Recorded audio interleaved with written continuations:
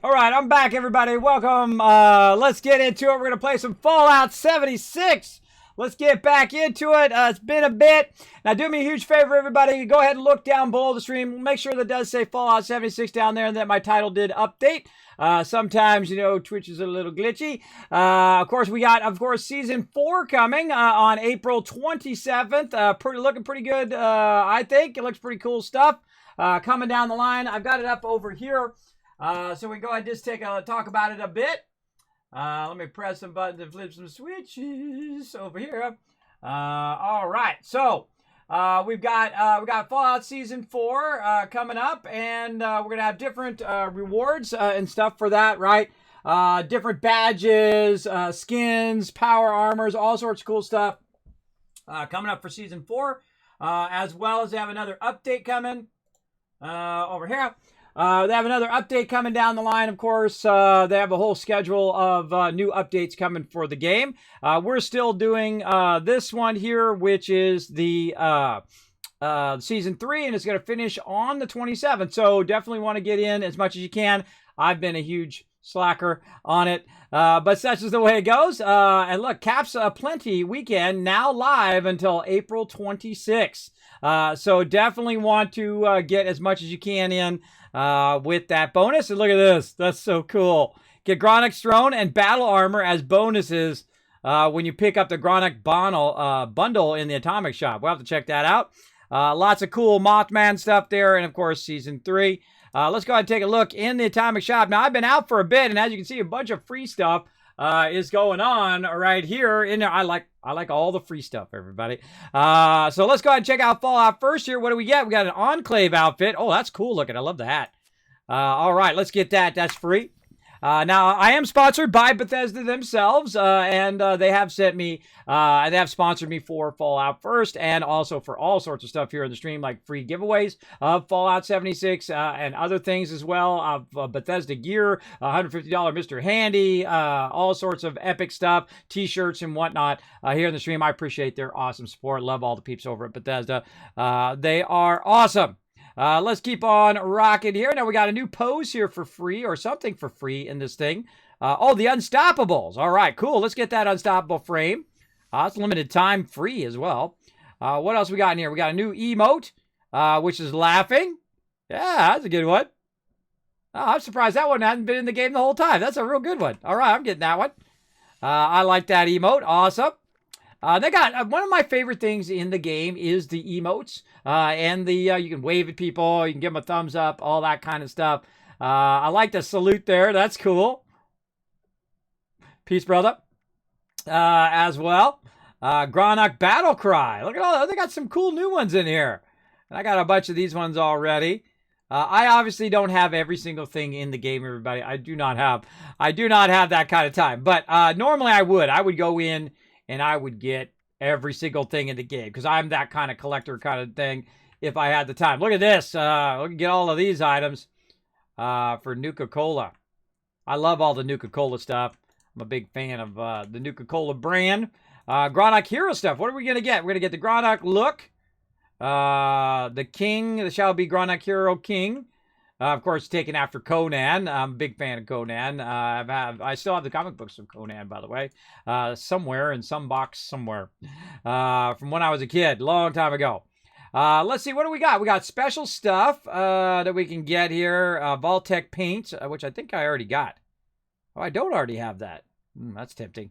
That's tempting. By the way, they're going to make it where you can display your power armors as well in your base, which I think is something we've been missing. Oh, the Black Rider is back. Ooh, I remember Kidney Killer has that one. Ooh, that's tempting. That's tempting. That looks awesome. I don't know if it's my style, but it looks awesome. By the way, did you guys see that retweet I did that I sent out? That someone actually made the communist robot in real life and did a really phenomenal job. I see we got the communist bunker here, which I already own. And actually have been using that for my latest Kismet kill box when I was doing some things. I'll show it to you today when we get in there, and we're going to set that up. We also got the military safe and the communist fence. Now, I've already got it. I wonder if it reduces it. Oh yeah, owned items adjustment. It actually does. How cool is that? It actually adjusts the owned items, so you're not paying for the same item again. Thank you for that, Bethesda. That is a really cool addition. I like that.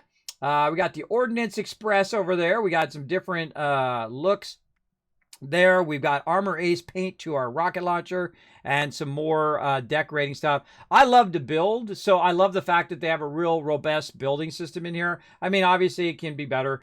Look at that deep cave backpack too. That's, man, look, a lot of cool stuff in there this time. The Brouhaha, a bubbling Brouhaha bundle, where we can get all these individual items here. What do we got in the bundle? I always feel like the bundles are your best deal, because you get a bunch of cool stuff at the same time. Oh, you got all these Nuka Shine things. Mothman, again, Mothman bundle. Oh, you got the emote. Man, do you not get glasses to go with that? Oh, man, see. Oh, yeah, there they are right there. You definitely want to get the red glasses to go with the Mothman. That's pretty cool. Pretty cool. I love they have that adjustment now, too. It's cool. All right, we got all the new stuff. I mean, all the free stuff. Nothing that I really want to get right now. Again, normally I would go in here and I try to get every single thing. I like to earn it in game as well. I'm not a big fan of pay to win stuff. But this is just cosmetic stuff. This is the stuff you can put in your thing and whatnot. So I don't have any problem with this at all. I mean, I feel like originally some of the prices were a bit too high, but they do discount stuff down all the time. So I definitely would look for those discounts if you are trying to get it. Now, lunch boxes, I don't know. That's an in-game buff. That's a little on that edge, right? Same thing with repair kits and stuff like that. Your utility items. That's on that edge of, it doesn't give you that much benefit in the game, but it is an actual game benefit. Like, you use your repair kits, you don't have to go back and repair and whatnot. But you can easily get these in game. You just go fight the Scorch-Beast Queen, you can get those. Scrap kits, you're going to find those around the world. So, I mean, if you're in a hurry, you can buy a bunch of them with your things. But see, also you can use it just to get them. Now, I've got about 6,000 left. And when they gave me my Fallout first, they actually gave me an allocation of atomic things to unlock a bunch to try stuff out. So I can show you stuff off here on the stream, which is pretty awesome. Legend of the Mothman. Until April 28th, gather all your unwanted items and trade them to vendors through Appalachia to earn up to twice the usual number of daily caps. So yeah, that's not in the thing, but it is here in the Fallout news. And let's see how I'm doing on my scoreboard. Probably pretty bad. I'm probably about halfway. Because I normally I'd be down to just go all the way through the whole thing. Especially there was one that was a cool garden thing. At the end here, they usually have some really nice stuff, right? I love the armor. I love the vault door and all that stuff. But again, I only have so much physical time to play, so I typically will not get all the way through that. If I do start adding my night streams back again, then maybe we can get through more of these. But we got to get past all this COVID stuff first, and then we can get back to those night streams as well. All right, let's go ahead and get into the private world here. We're going to get fired up. Now, you're welcome to come join me. Title looks good. Yes, it's updated. Awesome. Thank you very much. Can't wait for Season 4. Yeah, I think it's going to be awesome. I think we're going to have a lot of great updates this year in Fallout 76. I think we're going to have a lot of great seasons and events and things like that. They're really committed to it. So you got to give it to them too. They didn't just say, "Oh well, abandon 76 and then just go off and like Google does sometimes." They just abandon their random projects that they have going. They just on a whim say, "Nah, we're not doing that anymore." That's pretty scary. Because, when you're doing something, it takes an investment of time and effort, and it's usually over a long period of time. Like Fallout 76 here, they said that, they're going to try something out, see how it goes. If it doesn't work out, then they're going to try to pivot on it and find its kind of its style of game, its uniqueness that it is its own game in the Fallout universe. And I really like the multiplayer aspect of it. That's really fun. Oh, we got daily ops going on over there. Now, they did say they were going to add more daily ops as well, so we'll have more of those. Now, the first thing I'm going to do is try to dodge Beckett, who's going to run at me and want to talk to me like he always does. Very creepy. Get away from me, Beckett. These people are always up in my business. Let's go ahead and take off our radiation here. and run up here into my mega base. Now, this is the Wasteland Tycoon water factory. And what I do is I go ahead and run right in here to this water purifiers, and they are collecting them. I have 18 of them running at the same time. Now, one of the things about these is that they will continuously add water. The water never runs out, so that means I basically have an infinite source of income where that runs passively. Seems very familiar, doesn't it? Just like in No Man's Sky. Like right now in No Man's Sky, it's actually collecting me tons and tons of more loot. Oh. Somebody got wrecked. Yeah, Super Mutant got wrecked by my rocket turret there. There we go. And so I'll go around and I'll collect these. And usually it's easier in first person. I'll collect a bunch of those. It looks like I've already, because I was farming fusion cores. The last time I was on, I grabbed a bunch as well. And I love my little secret little Nuka-Cola door. So cool. So cool, I dig that. Now, because I have Fallout first, I also have the scrap box. So I can scrap and store that. By the way, I'm also playing this in 4K, which you can do. You can play in 4K, and it looks beautiful, everybody. The textures are way, way sharper and look amazing. World looks amazing as well. But we can go in here and we can scrap all of our stuff. It's one of the first things I typically do. And then I'll go ahead and manage my inventory. Now, in my inventory here, I'm going to go to notes. Right here, and if I have some extra recipes, I'm going to go ahead and pull all those extra recipes out. Now, you can actually sell stuff in this game. It's probably the way to make the most money is to sell to other players, which has a whole robust player selling system. When I get too much caps, which I have about 8,000 right now, I typically would go on a spending spree and spend them and, just kind of spread them around the community.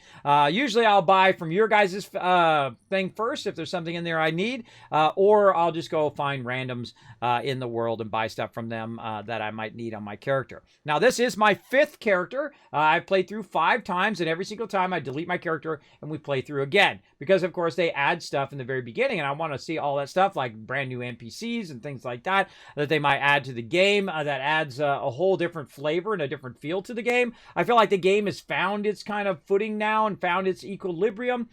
Definitely recommend it for sure for now. If you definitely, especially if you're a Fallout fan, you want to play this game for one reason and one reason only, and that is the amazing perk system that they have. This is the AAA thing in the game. This is the greatest thing in the game. I absolutely love it. Whoever came up with this should have made the rest of the game. It is incredibly, incredibly fantastic. I love the fact you can take them in and off and whatnot. Now, they're also going to have perk sets where you can go ahead and set up your perks in different ways. Like maybe you might be crafting in a moment, and in the next moment, you're going to be doing heavy fighting. Maybe you want to go heavier tank. Maybe you want to go stealth build. And you can change it however you want in the moment right before you get in battle. Or even if you are in battle, you can take things on and off depending on what you're doing in game. And that is a hugely amazing dynamic. And I feel like the game does not get enough love for this thing alone. This is incredibly good. Also, they made the audio really amazing. That's really great surround audio. So when you hear somebody back over here, usually that's where they are. Right over there. And you can see I've got my home defense on. You're going to find out why here in just a moment.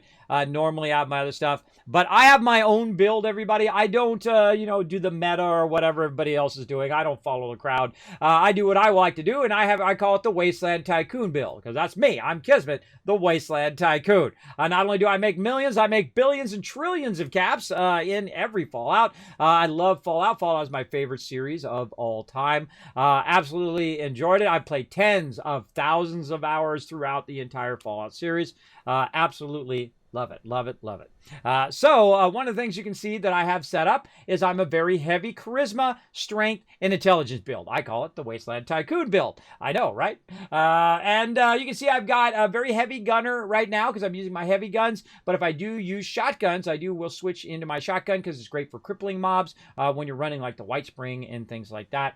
And then also you can see I'm very heavy charisma because I do play with other peeps. So I will like to buff them or be able to make it where if they use a stem pack, everybody in the group gets healed who's nearby, and so on. I like to boost all of my peeps who are with me. And I'll just stay in team mode because I'm going to go in and do some runs. Now, again, if you want to come in and join me, feel free to jump on in. If you're not on my friends list, I can be easily added. Right over here, you can go ahead and add me, Kismet, Kismet on the PC. And then if I'm playing on PS4 and Xbox, yes, I own it also on those as well. I actually have Fallout 76 Xbox. Yeah, I do. It's pretty awesome. And so sometimes I do play with you guys, but I wish they would come out with crossplay. I feel like a crossplay would be such a massive boon to this game.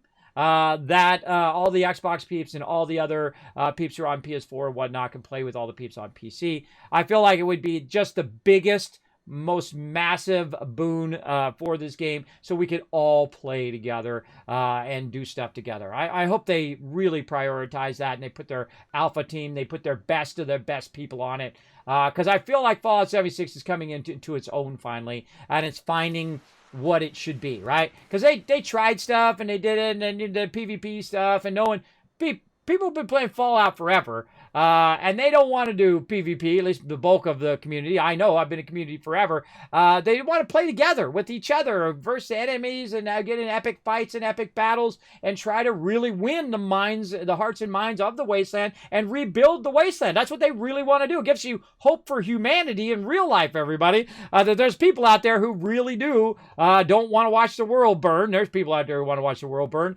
but there's people who really do want to help other people and bring them back from the apocalypse. Makes it really good. Now, if you do add me as a friend, make sure to let me know in my chat, because sometimes I don't see it, and sometimes you have to do it multiple times for it to show up. Again, I don't make the games, everybody. I just play them. And I roll with it. If it has a problem, I don't get all upset and bang my keyboard and act like a 5-year-old. I roll with it. Because I've been around for a long time, and it doesn't matter. I don't care what game you're playing. Every game has issues, no matter what. Some more than others, and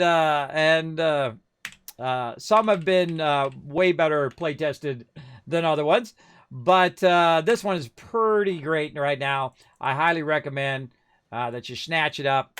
Or if you haven't fired up in a while, start a brand new playthrough. Play through again. You can have tons of NPCs, tons of interaction, tons of rep and whatnot. You can build up items and stuff and groups you can get into and dailies you can run and all sorts of mischief you can get into. And it changes the whole flavor of the entire game, by the way, when they added NPCs in now. And then also allies, which you can have at your primary base. Now, what I did is I just dropped a bunch of those ones that I've already known. As you can see, it says known next to them.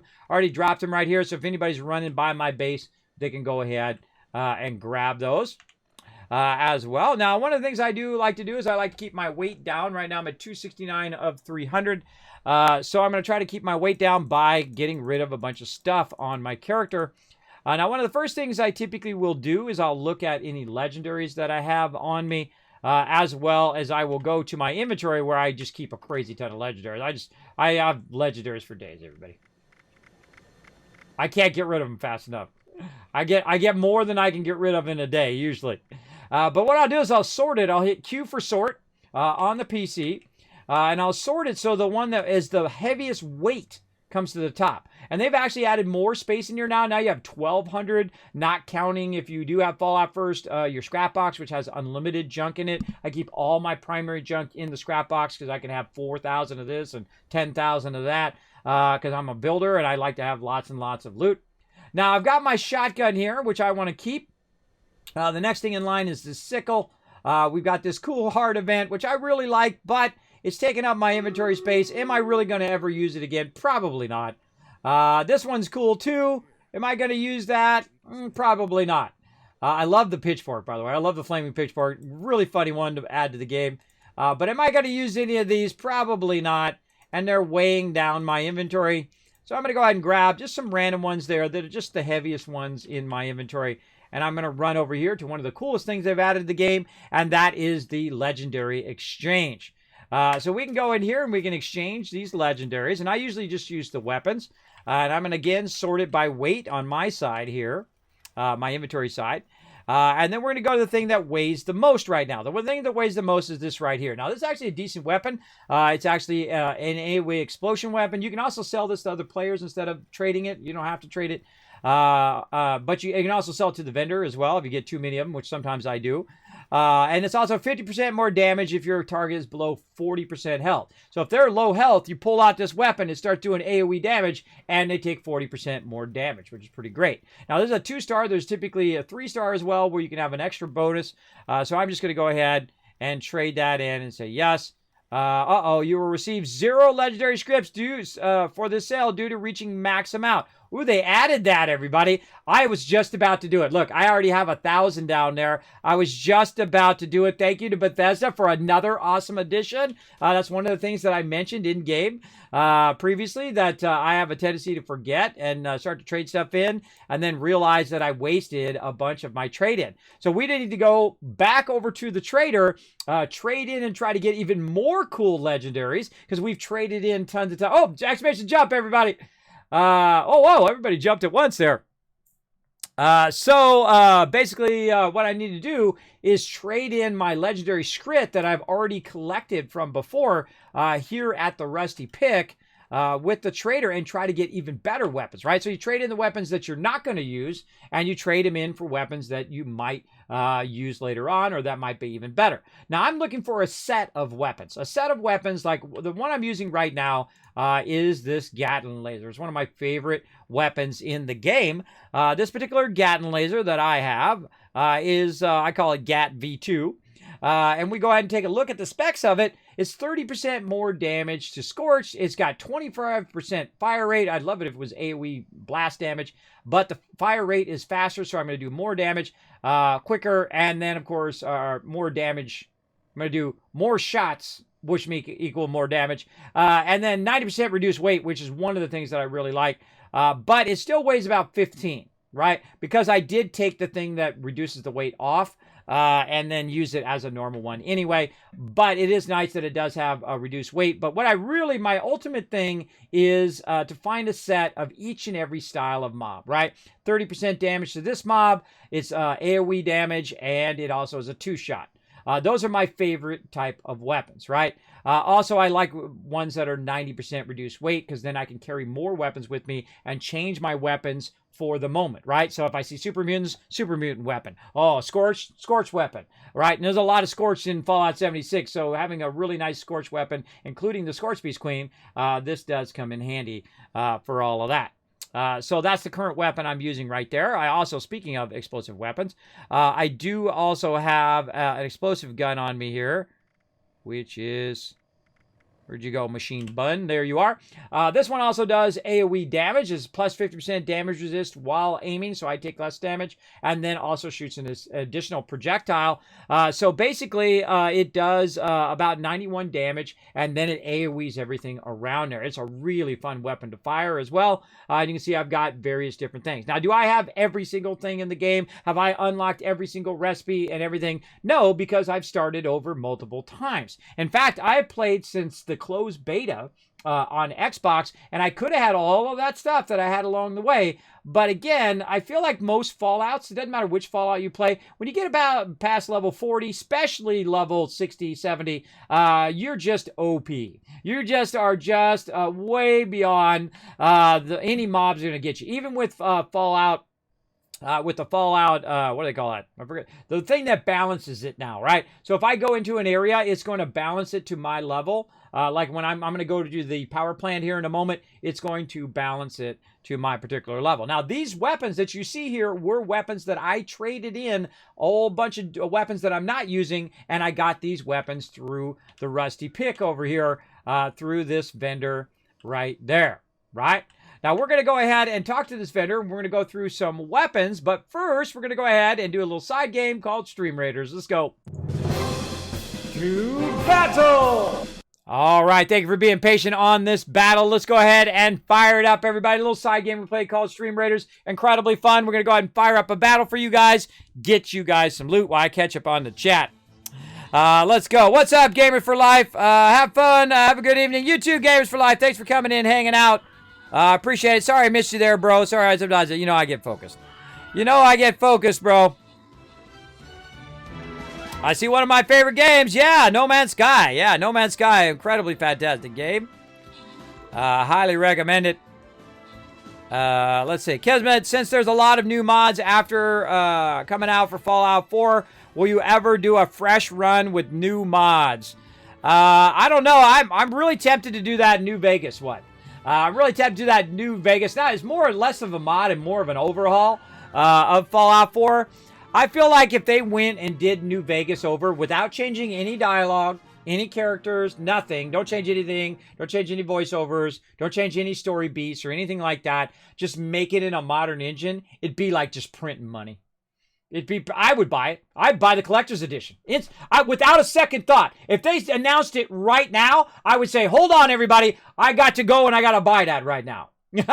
Because any Fallout fan, and there are millions and millions of us all over the world, would instantly buy that. I mean, just instantly without a thought. And it would sell out like this. I'm telling you, they would be printing money over there. So if I was Xbox, I'd be getting on that right now. I'd be getting on because they got Obsidian and Bethesda. So they could get both those powerhouses together to make a revamp of, a remake of Fallout New Vegas. Make it great, though. Make sure it's awesome. Make sure it's incredibly good.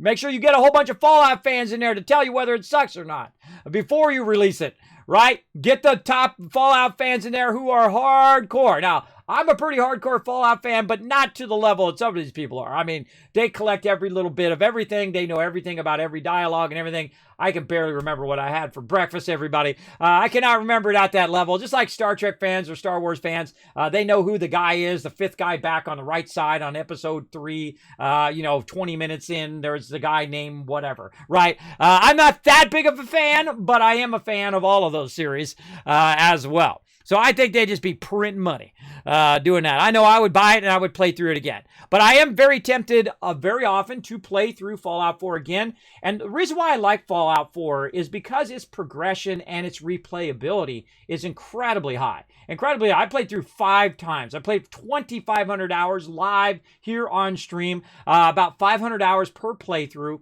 roughly.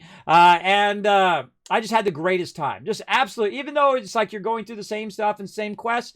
The thing about Fallout 4, though, and if you play through multiple times, you'll see this, is that if you've already been somewhere, it doesn't necessarily send you to the same place. It will say, hey, oh, you already been here? Well, I'm going to send you over there. I'm going to send you to this one instead of that one. How do I know? Because I have played through very similar playthroughs and gone to the same places. And even though, and then I said, oh, well, no, I'm going to this place first. And I went to this. And then when I went to get the mission that normally sends me there, nah, it sent me over here instead. It's very smart in that way. And a lot of random encounters. And, I played through for 2,500 hours, 6 different times. And I see new stuff every single time I play through Fallout 4. I absolutely love it. I have played through with mods, by the way. If you want to see what mods I used on my last playthrough, you can go ahead and follow that link right there. I call it the, if it comes up.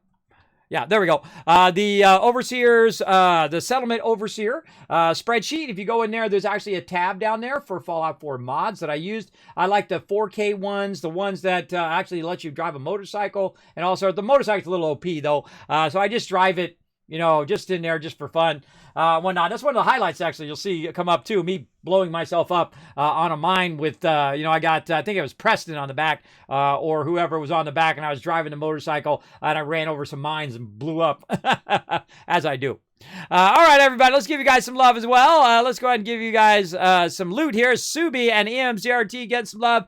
And Minchie coming in, 22 kills, MVP. Way to crush it. All right, let's keep on keeping on. Right over here. And again, more Archer action, I feel. Going to try to get my Archer in today. Just try to really push him as close as I can to max level today. And let's get back to some 76.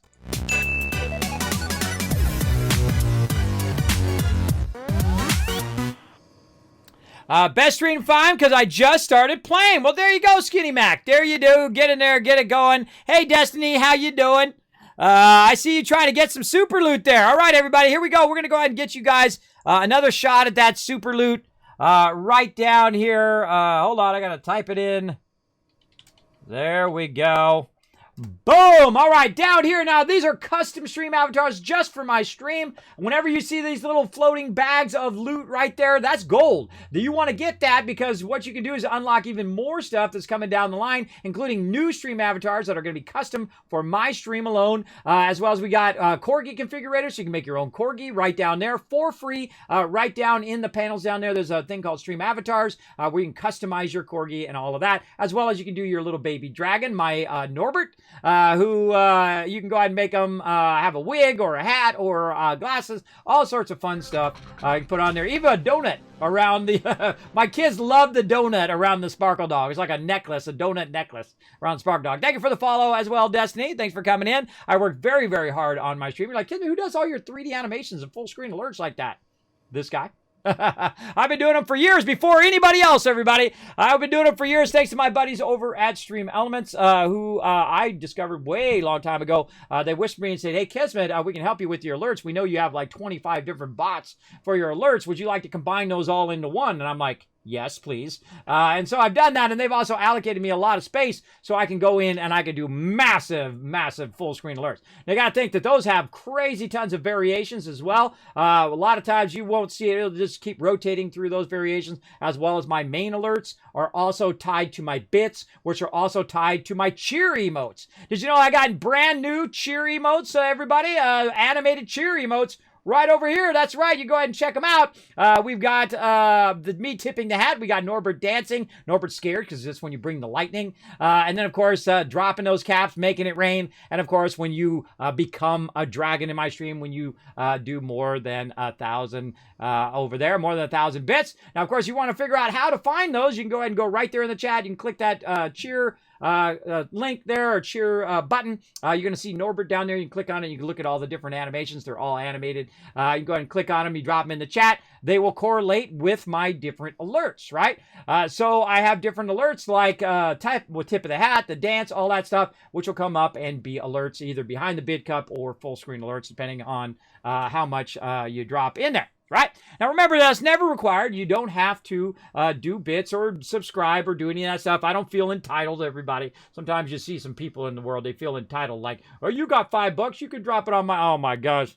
Not everybody has $5. Not everybody's in that condition that they can do that. You got to be real respectful of people. At least I am. To know that I've been in that situation, too, where I'm finding change in my couch when I was young, where I can go ahead and use that change to pay for gas to get to work. I know what that feels like, so never feel obligated, but I do appreciate those who do support the stream and keep it going, because it all goes right back in the stream. It all goes in the form of giveaways and stuff that I do here on stream, like take my mods to TwitchCon, I add more stream avatars, I add more interactivity, I add AFK highlights, I add all sorts of events and contests here in the stream. I work on this stream 7 days a week, always iterating on it, always trying to make it better and more entertaining for you. All right. So thanks for coming in and hanging out.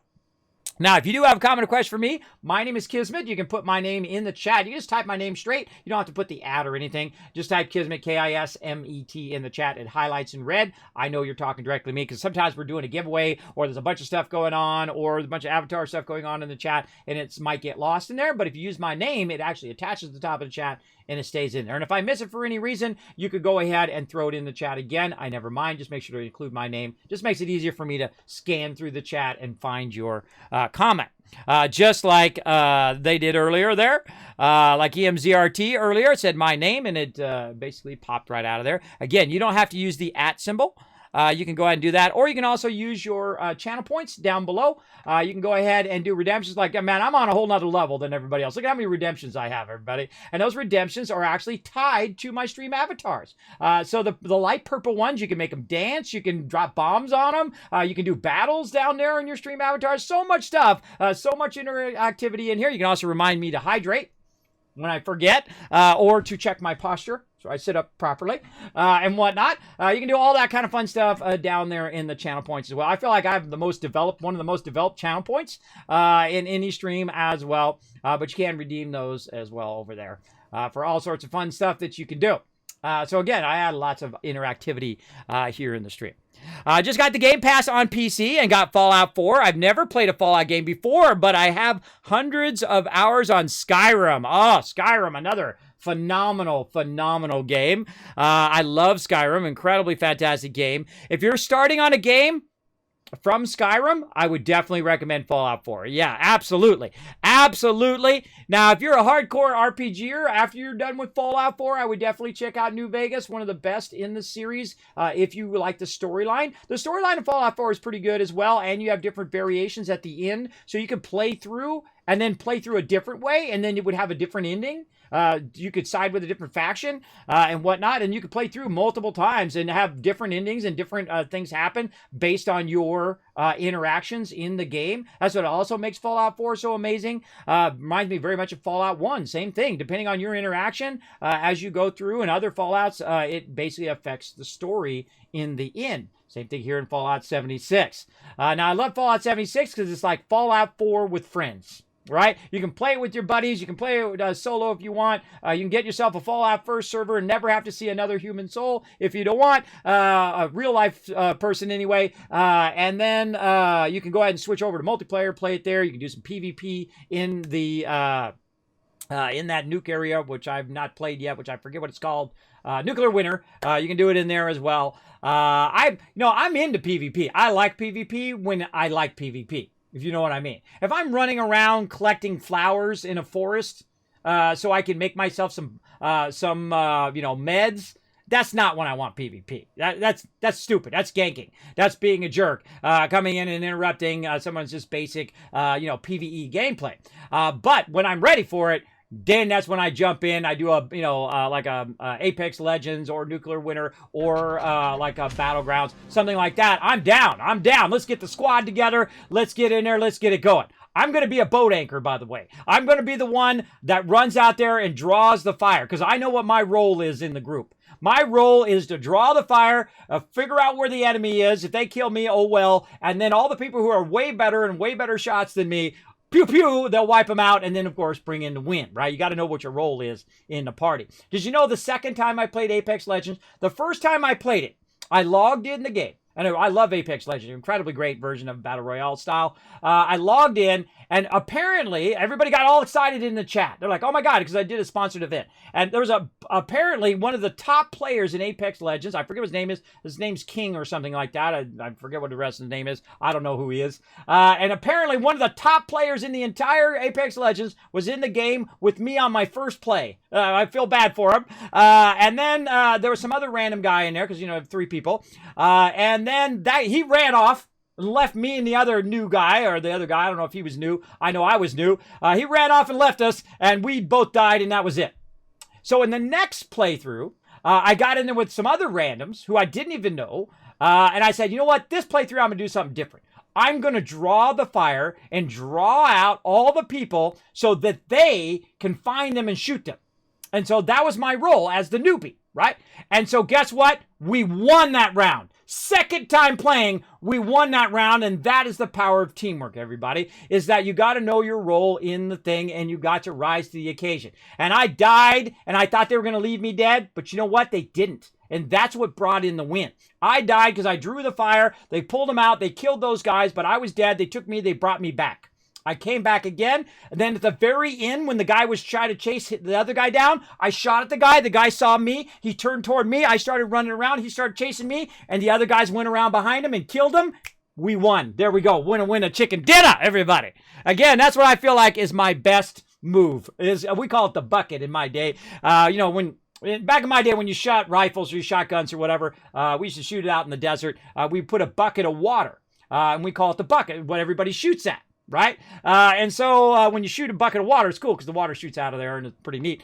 But that's what we call the bucket. So your job is to be that bucket. There's to run around, draw the fire on you so you can tell, oh, there's a sniper up there on the hill. There's a guy over here, because they reveal their position. And when they reveal their position, that's it, man. It's on. Then boom, then the other guys can come in, especially if they're going around behind them. They don't even see them. Wipe them out. And you're going to see that I have tons of PUBG highlights where we do that kind of stuff. And we've won many a time using that technique and using the technique of incredibly great teamwork. And I like PvP. I've been some of the top PvP ranked in a lot of games, like Star Wars The Old Republic, World of Warcraft, all of those ones. I've been in the top tiers, everybody. I love PvP, but I don't like it when I'm busy talking to the vendor. When I'm talking to a vendor right now, I don't want someone to come in and gate me and fool around and be a jerk, right? Hey, I'm just talking to the vendor, bro. You want to do PvP? Nuclear winter. There you go. In fact, I think they should pull all the PvP out of the normal game now and make the PvP areas into settlements that when you log in, you can take it over. And once you're there, you get it until either the NPCs come and take it back or you log out. I feel like that would be a much better use of the game. And then have all the PvP players go over there, or you can go ahead and re-enable the survival mode where that is just pure PvP. You can't turn PvP off in that. You just PvP all the time. Here's another funny thing about the Fallout community. I went and I accidentally opened up a door, right? Because I was still looking in someone's base and I was showing it off here on stream. And I opened up the door by mistake. I forgot that you actually go aggro. You go wanted if you open up someone's locked door. Right? So I all of a sudden went wanted. I was like, okay, cool. We'll jump in. We'll look at the survival mode and we'll just have someone kill us, right? And we'll go over there and we'll try to do it. So I get in the survival mode. I run over there to Grafton. I thought, well, there'd be a bunch of newbies there playing there and they can just go ahead and shoot me and kill me. So I run over there. Not one person shot me.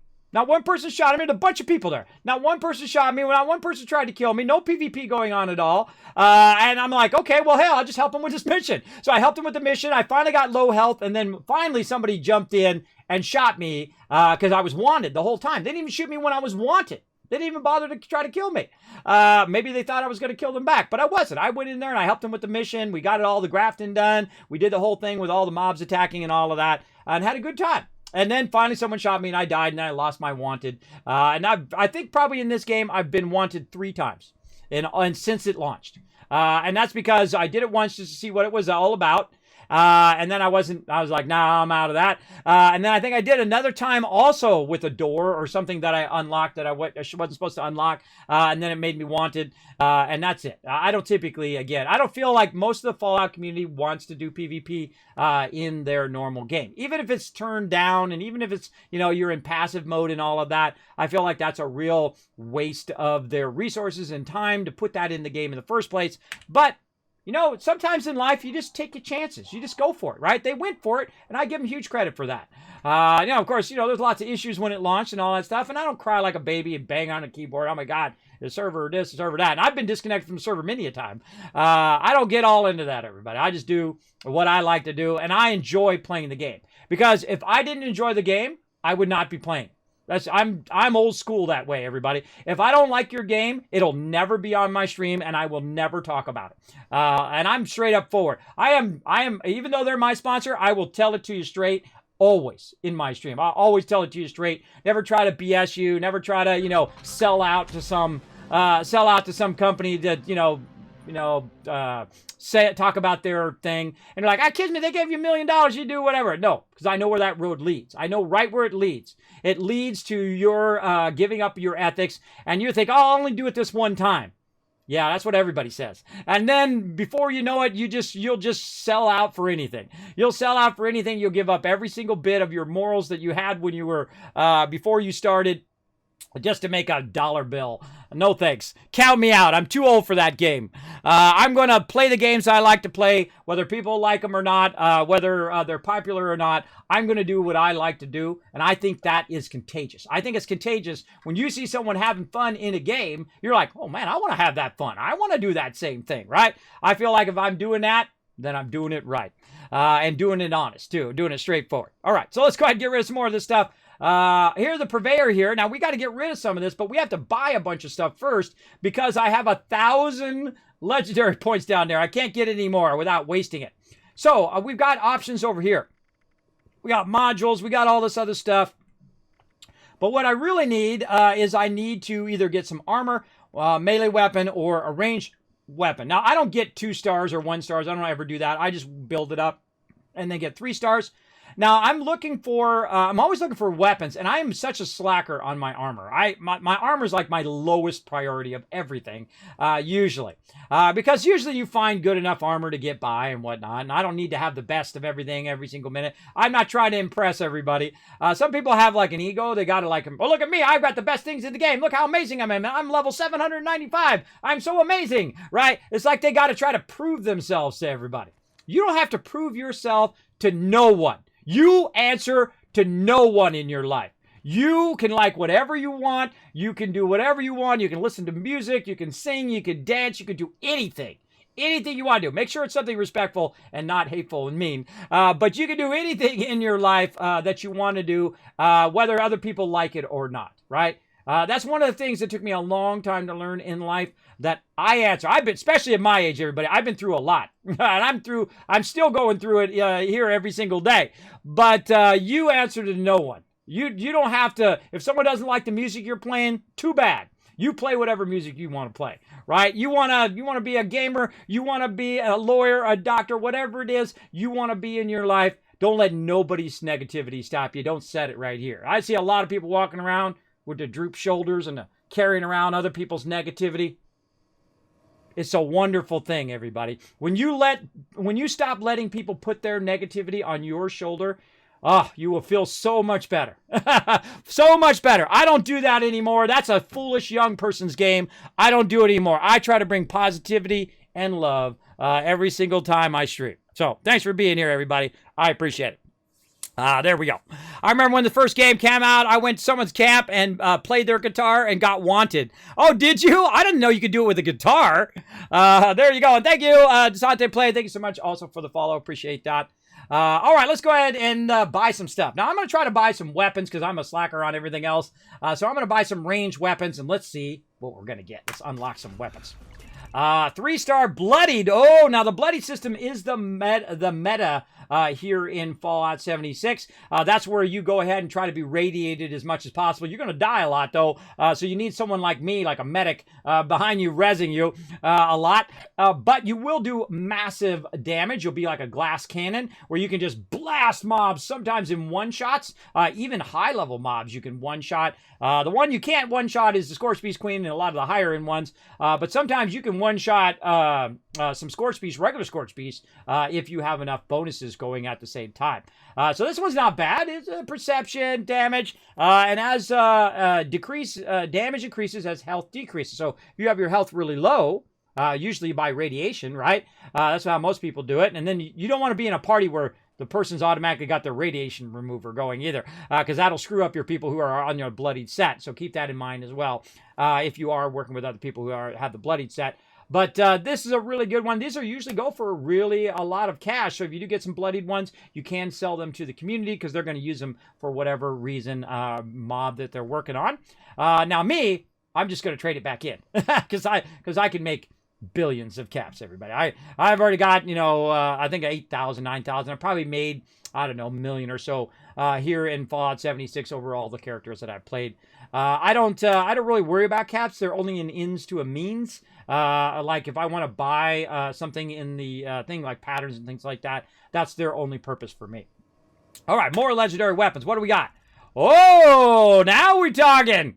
Now we talking there. There's a Berserker minigun. Pretty nice. Lower damage resistance, increased damage dealt.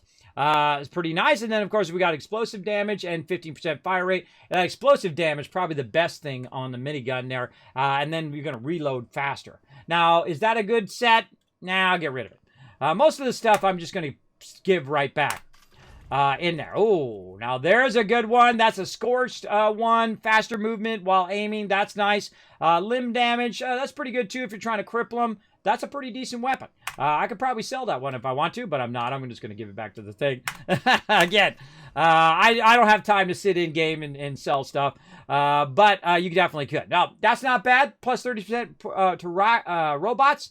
The bash damage, and perception, I guess if you're using a perception set, it would be pretty good.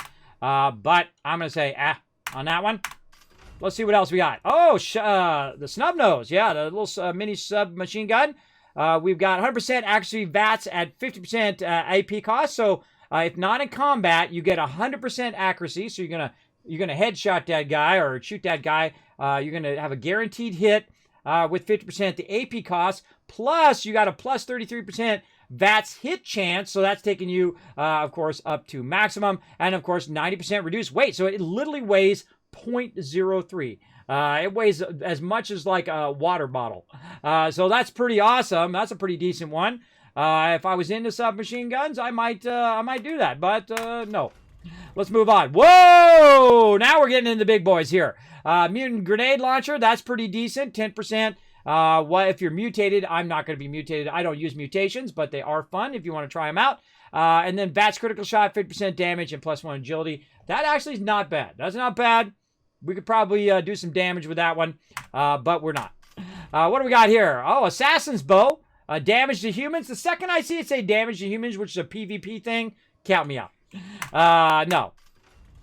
What do you got here? Another suppressor. Reduce your target's damage output by 20% for 3 seconds. Good. You're going to take less damage by reducing their damage. 10% plus 10% damage while aiming. I'm always aiming whenever I'm shooting because it does do more damage. And then 90% reduced weight. Again, that's 0.03. Wastes about as much as a purified water does. Very nice. All right, one more or two more right here. We got to go. A quick revolver. That's kind of cool if you got you got a gunslinger build. I wish you could do dual. Wouldn't that be awesome? Dual pistols. That would be super cool. Or dual laser guns or whatever. That would be awesome. Dual wielding. Quadruple ammo capacity. Whoa, that's a lot of ammo capacity there. You can actually literally have 40 bullets in there. I can see it right over here. Look at that. You got 40 bullets. Or I have 40 bullets. Sorry, I have 40 bullets in there. I forget how many bullets. It doesn't say how many bullets in there. But yeah, I've got 40 bullets I can shoot out of there. Pretty cool. Now, let's go ahead and get out of there. One more to go. Let's see what we get today. Ooh, a Tesla rifle. Not bad. Double damage if they're at full health. So you get that first shot. You're going to get double damage. Plus 10% more damage on top of that while aiming. And some perception, which may help you in your particular build. Not bad, but all of those are going bye-bye. And that's why I have so many legendary weapons, by the way, is because I'm not only trading them in, but I find them as I'm running around the world and getting into trouble. So I'm going to go over here and do my legendary trade-in. Now, you can only trade in so many legendary items per day. Now, I've just got this Berserker minigun, and it is really heavy. It's 18, right? And, of course, every ounce of inventory space matters, and so we're going to take that bye-bye. We got the auto grenade launcher, decent weapon, bye-bye. Now, if my crew comes in, if you guys come and join me and you want those weapons, you don't even have to pay. I'll give it to you for free. That's right. I'll just give it straight to you. But, of course, too late now because I'm trading them out.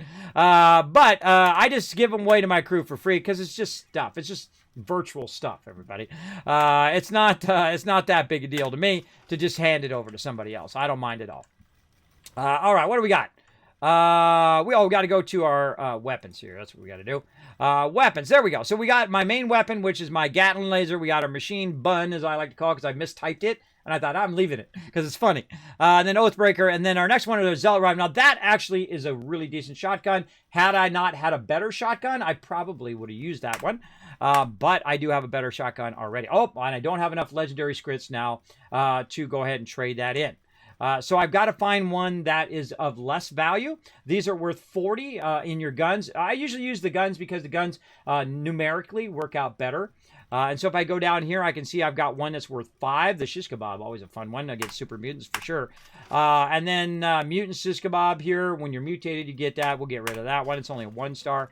And then we could have used a 2-star if there was 15 left, but there was only 10 left. So we're going to use our 1-stars. And now we have done all of our legendary script for the day.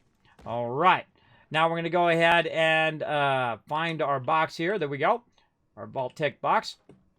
And we're going to go ahead and put these legendary weapons back in there. Now, I got a regular minigun on me as well. We'll take care of that in a minute.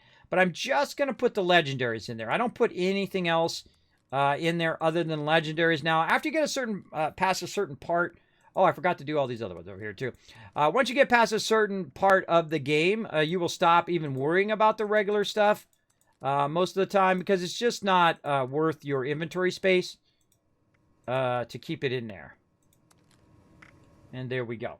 Now, you got to think that this inventory space is with no junk, right? All the junk in here The only junk I keep in here is hard mass for the high-end resources. But other than that, I have no junk in my stash at all. It's all in my other box, my scrap box, through Fallout First. Totally worth it, everybody.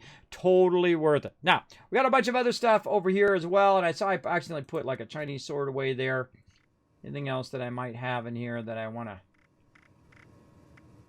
get rid of? There's a 3-star there.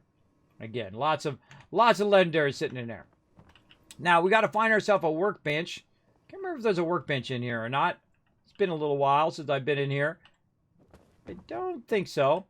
Another thing, by the way, they changed from Fallout 4 into 76 is the fact that you can actually teleport out from interior spaces. So when you're inside that instance, I don't have to come out and then teleport. I can just teleport directly in there. There's a lot of actually great upgrades here in Fallout 76 from Fallout 4, including the building and all of that stuff. Thank you also, let's see, semiotic? Semiotic. Oh, man, I'm terrible with names. Semiotic Weapon, as well as Desanta Play. Thank you very much for the follows. Appreciate that. Let me catch up in chat. Yeah, going into lurk mode. There you go. Went into stealth boy mode. Thank you for the lurk, love. Appreciate you hanging out. Big time. Love mutation. Yeah, some people do. Some people are totally into mutation. That's cool. Nice, dude. This kind of speech what the community need. There's not a lot of people who like to be negative about everything without even giving it a try. If you don't like something, just don't be a part of it. Exactly, Design Play. Exactly. Just don't be part of it. If you don't like Fallout 76, don't play it. I mean, we're not your papa. We're not telling you to play the game. You don't want to play it, don't play it. That's fine. It's your game. You do whatever you want with it, right? But don't be negative and say, "Oh, I hate this game." You know, a lot of times it's really funny because people say, "Oh, I hate that game." Fallout 76 sucks or whatever. And I'm like, "Why does it suck?" They're like, "Oh, it just sucks." Why? Why does it suck? Why do you not like it? What were you doing in game that you didn't like? And they're like, "Well, no, the game just sucks."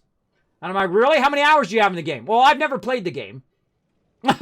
when they say that, then you know they dead in here, out there, everybody. Just ignore every single thing that they said. That's the moment in which I'm like, "Oh, you never played the game before?" And you're putting a judgment on it. Sounds like a little unfair. A little unfair against the game, I think. Well, everybody else doesn't like it.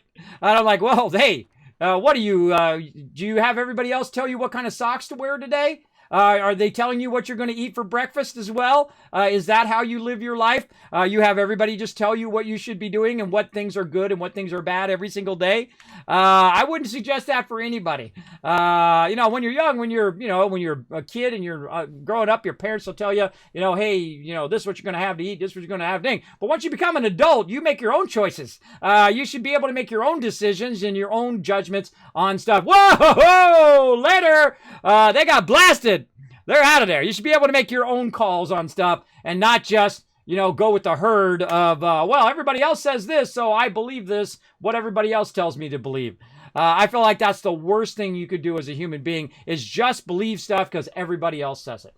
You evaluate it yourself. Use this thing you got up here. You were given it to you, and it's an amazing tool to make your own choices in life. I don't let anybody tell me who I am.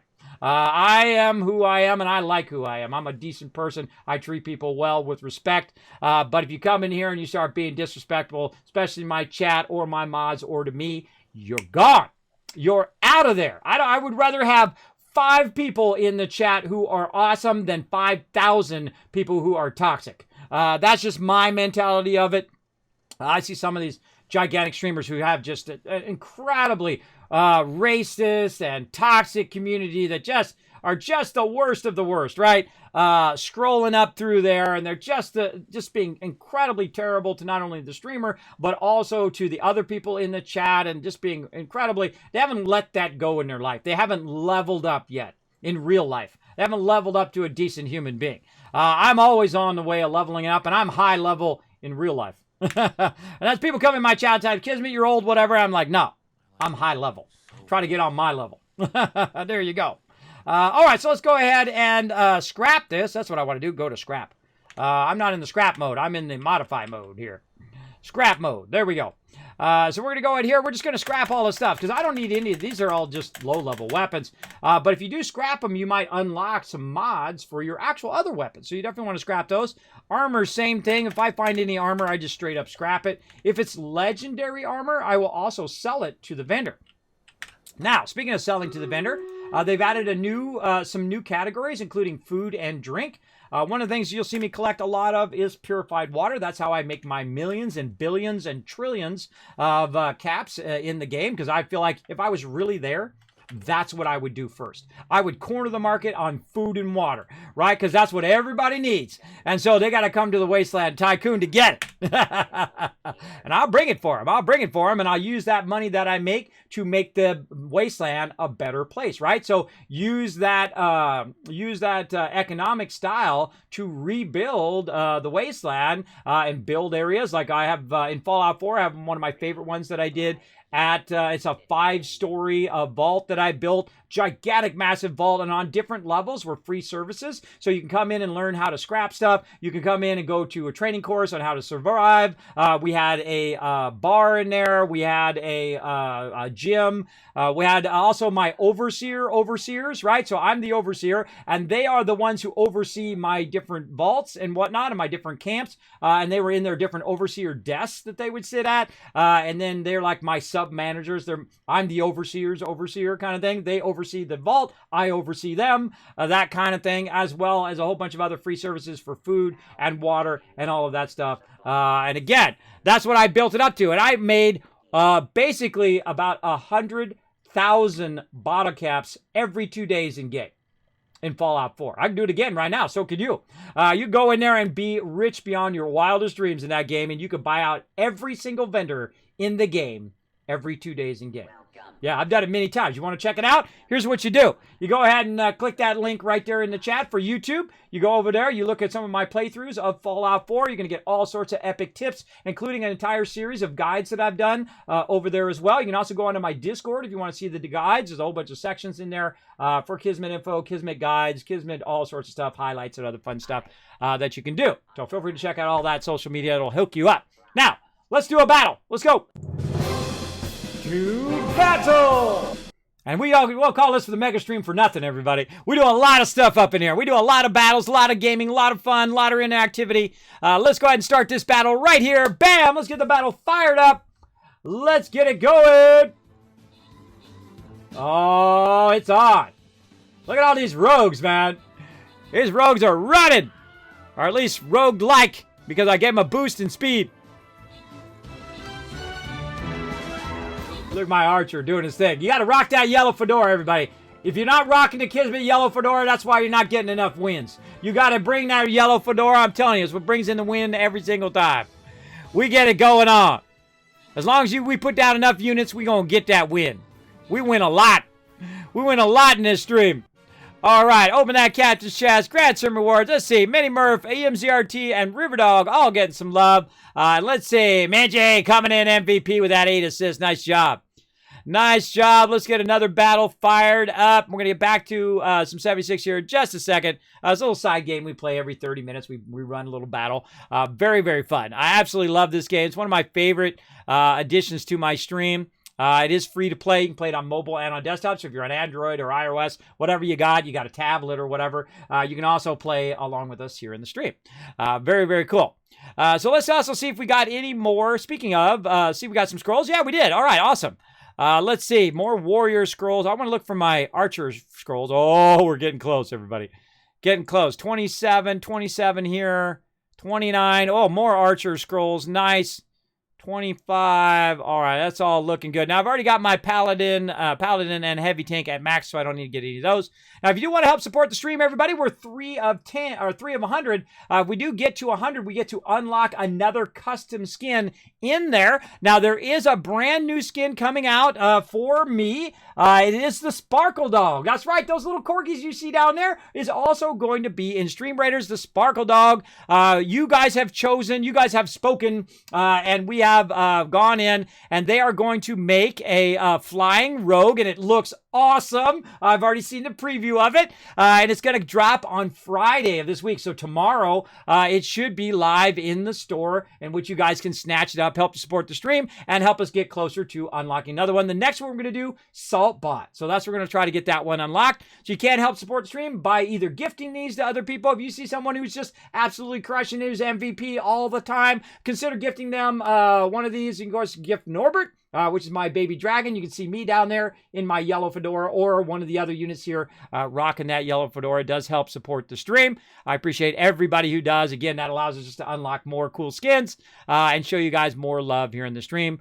Congrats to whoever won that free giveaway I did yesterday. I forget who it was already because my memory is bad. But congrats to you on winning epic loot, because I do give away a crazy ton of loot here in the stream. Let's get back to it.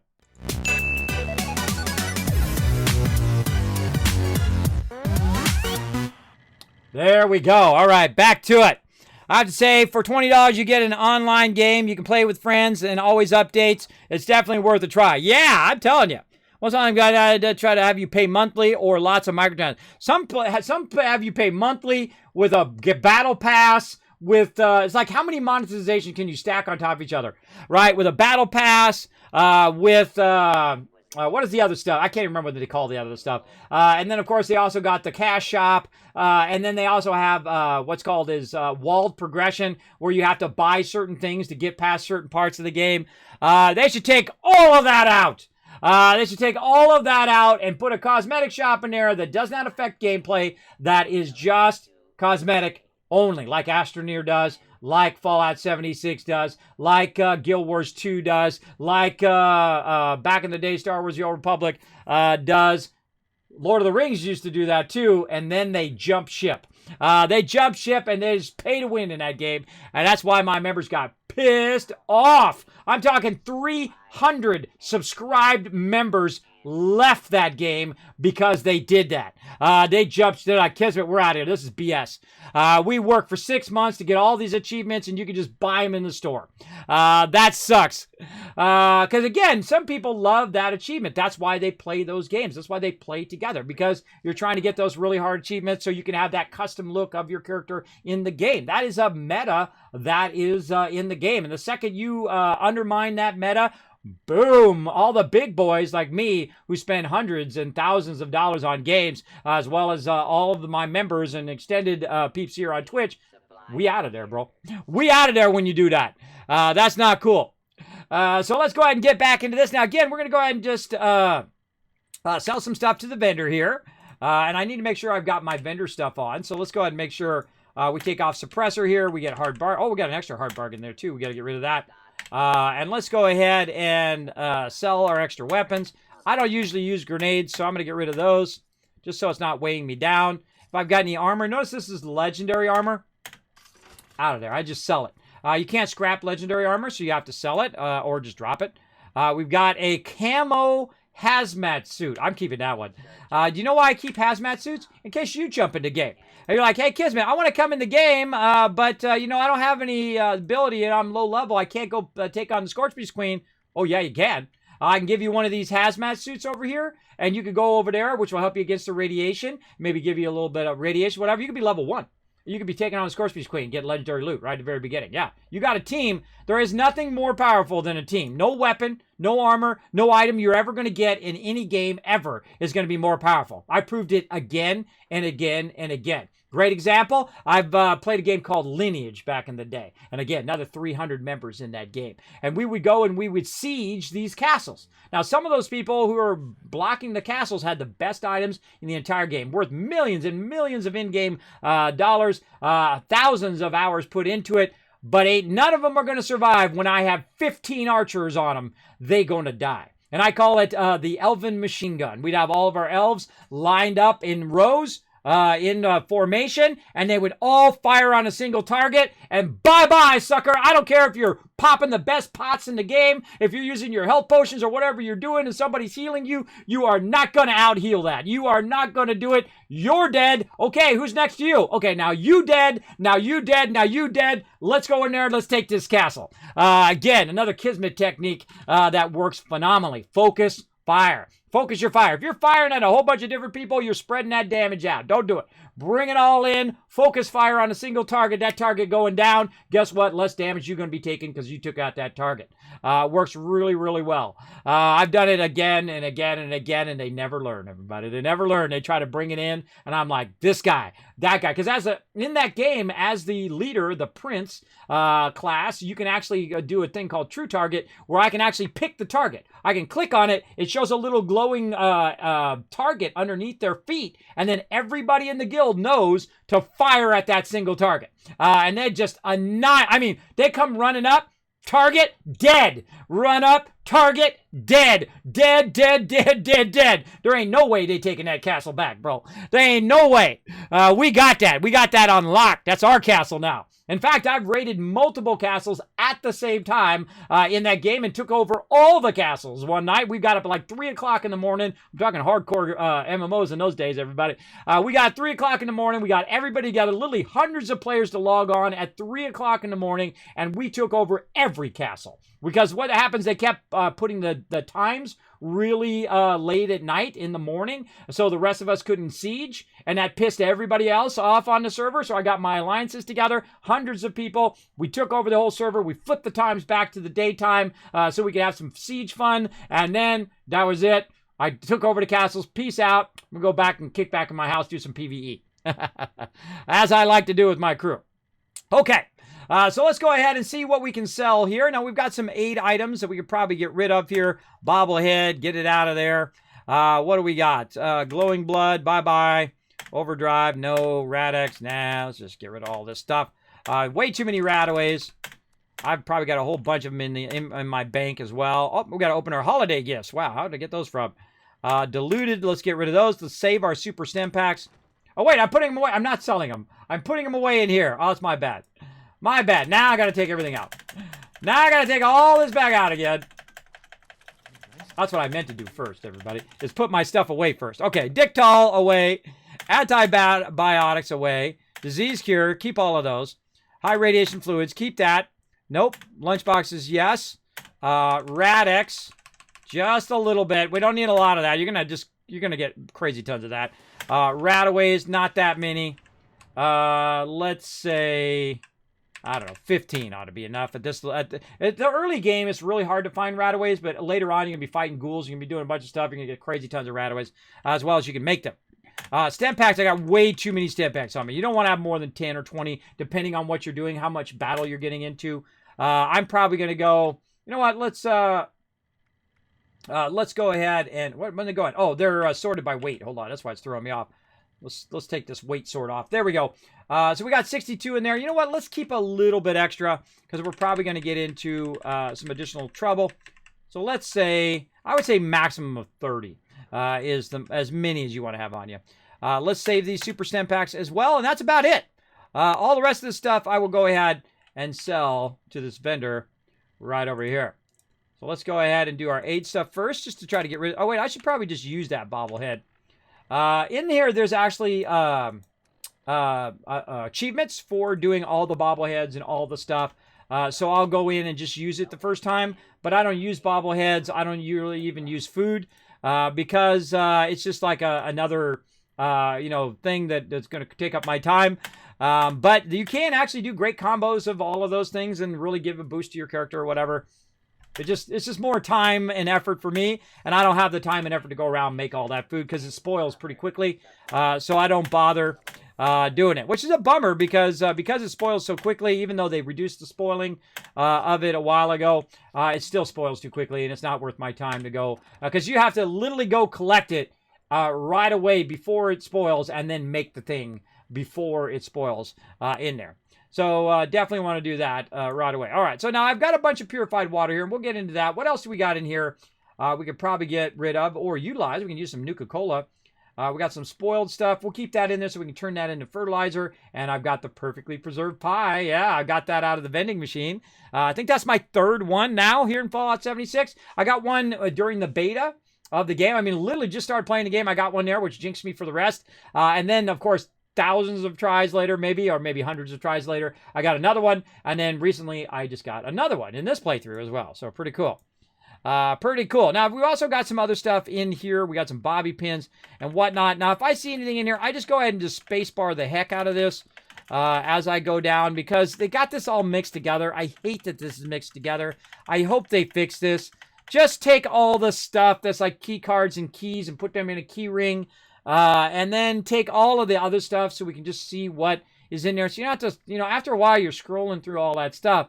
And that's one of the things I really like about Fallout 4 is the fact that I can go through and instead of scrolling through my entire inventory every single time of all the stuff that's in my inventory, even if you go into different categories, it's much better to have a separate box that I can put my notes in, and I put all my notes in there, and I know if I go in that box, that's where my notes are. And I have another box, I put all my armor in that box, and I put all my weapons in this box, right? That's so I don't have to scroll through all my armor while I'm looking for my weapons. Or if I'm looking for a certain note or a certain item, then I don't have to scroll through all the other items that I'm not looking for. Even if it does have categories, it's still more annoying. It's much better to have separate inventories where you can put all that stuff. And that's the magic of Fallout 4. An incredibly fantastic idea to make all of that individual storages. Not only in here, you can store about 1,200. In Fallout 4, it's 25,000. Just to give you a difference in scale, right? Fallout 76 here, Fallout 4 way up here. If you're a super looter like me and you like to build gigantic mega bases and things like that, it's way better in Fallout 4, but they have improved it over here, so I do give them credit for that. They have improved it greatly, and we got 1,200 now. Let's go ahead and open up our holiday gifts here. See what we get. A little something there. Not bad. Let's go over here and scrap some of it. Over here. Scrap these items. Scrap all junk. Now, if you're getting overburdened a lot, you definitely, every time you see a workbench, you want to be scrapping your stuff to reduce your overall weight. Now, we've got that going. Now, how much loot does he have? He has 22,080. You're like, Kismet, wait a minute. He usually has about 1,400. Well, that's because right now there's an event on, so you can make a lot of caps right now, everybody. You could really, if I had more time, I would be in here grinding the heck out of these caps right now, because you could be making an absolute fortune because the vendor has more. Now, the same thing in Fallout 4. The Fallout 4 vending is way better. One of those things that it does in Fallout 4 that it doesn't do in 76 is when you're selecting the quantity, it doesn't tell you what the cap value is of that quantity. In Fallout 4, it will automatically calculate it for you. So if I go in and I say I want to sell 40 of these, it'll say it's worth this many caps. But here you don't, right? So I'm just going to sell them all and then say space to accept, and then it tells me how much it's worth. Which is dumb, because if it's too much, if it's more than what the vendor has, then I have to cancel and go in and do it again. I feel like they should definitely change that back or fix that so it does show you how much the caps are worth while you're sliding it. I mean, that's just a math formula that they could put in there, just like they did in Fallout 4. All right, so I've got about 805 there, so we're going to go ahead and sell that. Now, anything else that I have that I can sell, I'm just going to go ahead and get rid of this extra stuff, including all this food before it goes bad. There we go. So about 1,300 left. Now, is there anything else that I might have on me? Let's go ahead and check our miscellaneous. We got bobby pins. No. There. Notes. Junk. Loose screws, we'll keep those. Mods. No. And you can't sell ammo in Fallout 76, which you can do in Fallout 4. So there are a lot more limitations in Fallout 76 than there are in Fallout 4. But, I still feel like it's definitely worth your time. Oh, the bag disappeared. Bag disappeared. Maybe someone came and grabbed it. I don't know. All right, let's go ahead and drop off some of our loot. Now, I prefer to drop one thing and then wait for it to appear and then trade it. I feel like the trade interface is much better than the drop interface, so it's much easier for me to tell what I'm getting rid of. And if I accidentally put the wrong thing in there, I can also bring it straight back again. So I can go ahead and get rid of all this extra ammo that I don't need. Right here, arrows, crossbows, crowds. I just throw it on the ground. I just throw it away. I don't need it. As you can see, I've got a couple fusion cores. Just a smidge. Just a teeny bit. Fusion cores there. You're like, dang, how do you get so many fusion cores? Well, I get them over at the place where we're going to go here in just a moment. And again, this is something that I typically do when I first log in. I usually do it way faster than this, though, especially if I'm off stream. But I will go through and I'll do all this kind of daily stuff where I'll clear my inventory, I'll sell the stuff to the legendary vendor and whatnot. And if you do that very consistently every 24 hours, you can just absolutely make a fortune in this game. You can really build up your character Really, really nice. What are we doing? We went and we dropped off our ammo, so I'm putting in my extra ammo in there. There we go. 308 ammo right there. Let's take our 308 ammo out. Oop, I forget. Which ammo is this other one? Man, it's been a while. What ammo is my secondary weapon? It is 308. I thought so. Okay. So that's 308 ammo. So I want to keep my 308 or use my 308. I've also got some 5mm rounds. Or 5mm, yeah. I find that the 50mm rounds are useful. The 5mm rounds are great too for certain weapons. But most of the time, I'll just go ahead and trade it out and get rid of it. But if you want to make some money in the game, an easy way to do is just make a bunch of 50 caliber ammo. Because a lot of people use 50 caliber weapons, as well as you can collect a bunch of it, or 40mm grenade rounds. Those are the ones that typically most people are looking for when they're running around looking in your shop. I keep my shotgun ammo as well in case I need my shotgun later. And then sometimes you can actually keep all this ammo if you want. Oh, I put the shotgun in there. You can keep all this ammo and trade it in with your trade thing, but that thing's really tedious, so I don't use that either. So yeah, don't make it tedious. Don't make it where it sucks to use the actual thing. Otherwise, no one will use that mechanic, right? Why even spend all that time to put it in the game if trading out your ammo is so incredibly tedious that you won't want to do it? And it's because there'll be people in there who are hardcore players who will just trade out massive tons of ammo, and that's okay. Let them do it. They earned it. They're at that highest level, and they've earned all the stuff, and they got to that level, and they got crazy tons of ammo, and they want to trade it. Let them do it. It's okay. Let them do that, so the rest of us don't have to be so tedious, right? And that's why they add that tedium, is to slow down the players who have a tremendous amount. But you also add the tedium for the lower level players, or the players who don't have a lot of it and just want to trade a bit of it out so it doesn't take up their inventory, right? You got to find that balance in there for sure. For sure. Yeah, this is definitely worth $20, and especially if you have it on Game Pass. Oh man, snatch it up. I always want to trade it in. I found the point system not that great. Yeah, the point system's not that great. It's not worth your time. The menus of trading it in is very tedious as well, because you can only do so much, and you can't just do it all at once. Say, trade in all of my ammo that I have for this type of ammo. That would be great, right? That would be a great addition. But again, they're concerned with balance, and I can understand that people would exploit that. But it just makes it where people like me don't want to use it. It's a waste of their effort and resources to put it in the game at all, because the bulk of the players are not going to use it because it's not worth their time. They could go, and I can go get lead and make more ammo faster than I can trade out that ammo, right? It's not worth trading it out, because also you don't have enough inventory space. Now, if we had the inventory space of Fallout 4, right, or the ability in the normal mode of Fallout 4, because I usually play the survival mode and then the new survival mode. But if we had the ability of the normal mode where ammo weighs nothing, well then, okay, we'll just throw it away. It doesn't cost me any inventory space, and I'll just keep throwing that ammo in there and then maybe trade it out. But it's still, even if I did have crazy tons and it weighed nothing, it's still very tedious to, trade it in. And so if that's a tedious thing, no one's going to want to do it. If you put 15 steps into trading in the legendary weapons, no one would want to do it. And that's what it is. It's like 5, 6, 7 steps every time you trade in your ammo. If this was like that, where you had to do this and click this thing and click that and do that and go in this menu and do all of that crap, forget about it. Here's what you want to do. You want to put all your ammo over here. You put it in the machine. The machine takes it, grinds it up, even if it takes a while, and then makes you the ammo that you want. That's what you want in the game. Those are the mechanics that make games fun. Making it where I got to go through 10 menus to do one transfer is not fun. That's not fun. Don't do that in the game. Don't add that to the game. You're wasting resources. You're wasting people's valuable time. It is not a valuable resource, and it is not fun to do. It is not fun to do in game. So remember, you're always adding the fun to game, right? You don't add tedium. You don't add where it's unenjoyable to actually play the game. You don't add things in there to slow people down. You add them in there to complement the gameplay, to make it more fun. And that's definitely a big feedback I have for them on that thing and whatnot. And of course, you always got people who think they know better, right? And that's really the problem with Star Wars: The Old Republic. I actually went to the Guild Summit. I was only one of 100 that was chosen. I guess chosen to go to that. I actually have my coin somewhere. I put it away.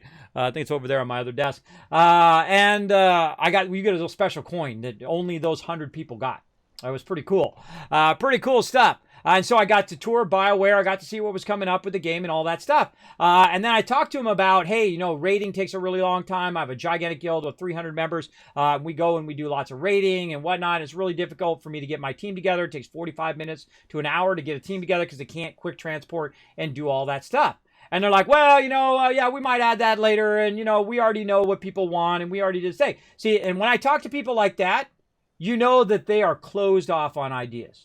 And so that game is going down the tubes because they're not listening to feedback from their players. And their players are telling them, I'm telling them as one of the largest guild leaders and one of the longest running gaming guilds, that this is an important thing to my guild members. And if you don't fix this, they're going to want to leave. And if they leave, I leave and I take all the rest of everybody with me.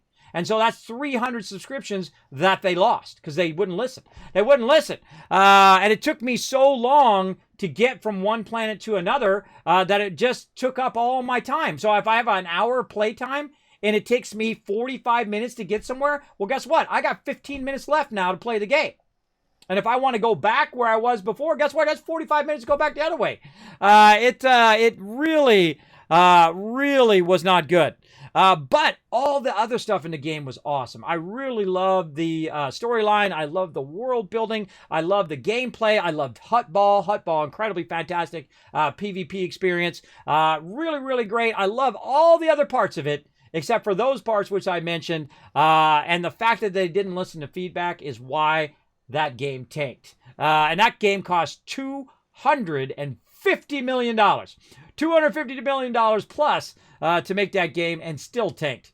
Doesn't matter how much money you got, everybody. If you don't put the fun in, no one's going to want to play it. And if you don't keep adding the fun, no one's going to keep want to playing it, right? You're adding fun to the game. Remember, that's always your focus. You're adding something enjoyable for people to do. If you're not adding enjoyment to the game, people are not going to want to keep playing it. Great example, Valheim. Valheim is not the highest graphics. You don't need a $10,000 mega PC with a 33090s in there to run it. Anybody can run it, just like World of Warcraft back in the day, by the way. Their specs were really low. You could have a junky PC that your grandma gave you after she was done using it, and you could play World of Warcraft. That's why it was so successful. Same thing with Valheim. It's not using the highest in 3090 graphics, and they could definitely add it now. They made $10 million, or $100 million, They made $100 million with 6 million players now because they added the fun first. It's an incredibly fun game to play. It's fun to play solo. It's fun to play with your team. It's fun to do building in there. It's fun to fight mobs, where you're fighting easier mobs or the harder mobs. Everything in there is fun, and everywhere you go, you're having a new experience. You're sailing around. You're doing all of these things that really make it fun. And I find after about an hour in game, even though I'm playing in 4K right now here in Fallout 76, I rarely ever look at the graphics after about an hour.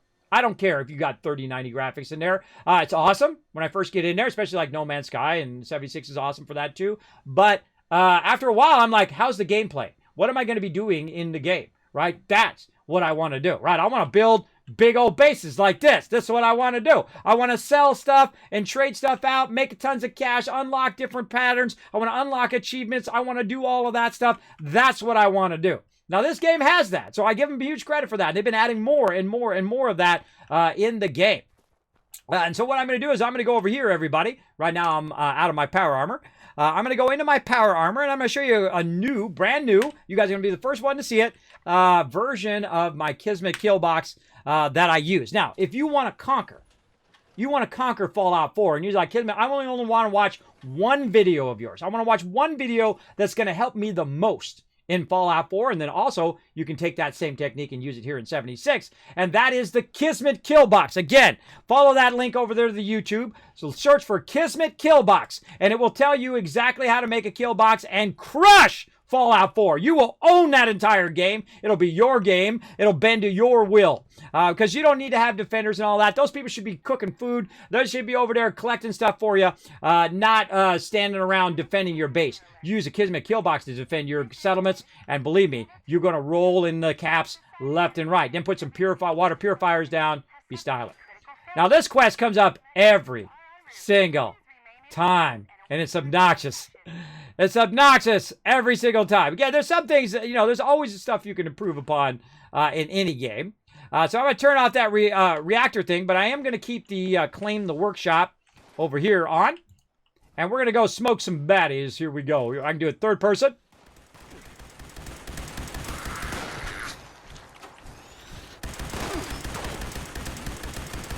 But I regularly prefer first person.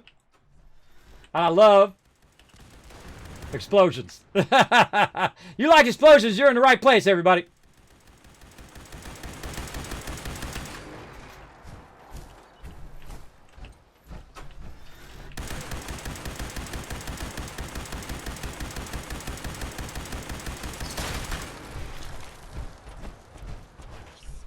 Oh, you know what? I'm going to do something different this time. Hold on. Let's go high side. I got an idea. Let's go up here. Hi, how you doing? Bye-bye. You did.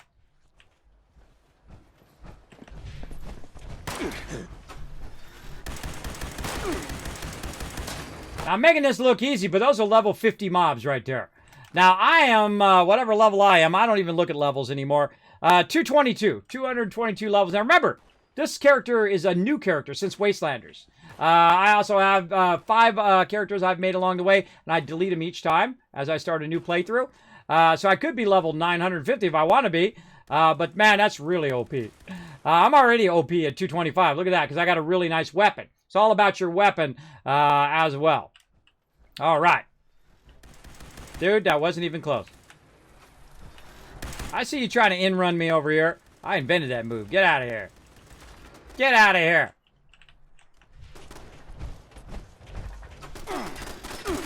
Now, you might notice that I have a few fusion cores down there in the tune of 83. Because I do come over here, and this is where I get my fusion cores from. And I'm going to show you a bit of that, but we'll have a little extra fun just by annihilating all these mobs. You're like, kidding me, you're not even looting. Nope. Now, if you see me not looting, there's one of 2 things that are happening. 1, I don't want to lug the loot around, which is most likely it. Or 2, I've been replaced with a synth. Because I am a super looter, everybody. I loot everything, down to the smallest battle cap and cigarette butt. Because I know that helps me later on when I'm doing my mega builds and all of that. It does help a lot. Somebody's back here behind me. I can hear you. Great sound in this game, by the way.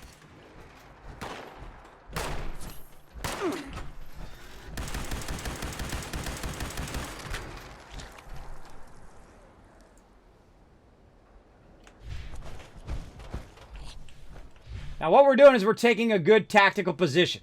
We're getting up here on the top, right? Let's get up here. Over there.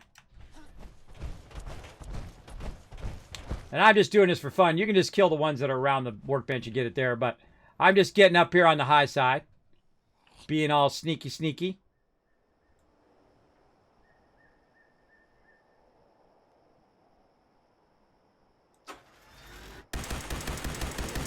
Get wrecked!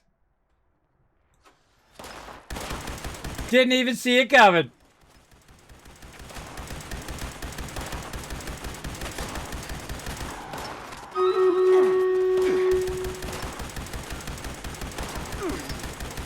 Like, Kismet, how are you being so accurate? How are you being so accurate with your chain weapon here, with your Gatling laser? Because I have another thing called Stabilized on. I have a perk on called Stabilized, which helped me a lot for being better at aiming with this weapon. And because that Stabilized really allows me to be precise, I am incredibly deadly, especially against Scorched, because this is a Scorched boosted Westman. It does have plus 30 to Scorched. Get wrecked. There's a guy over there, too. Let's just shoot his direction. See if we can get him to run out here in the open. While we wait for him, let's blow up some cars.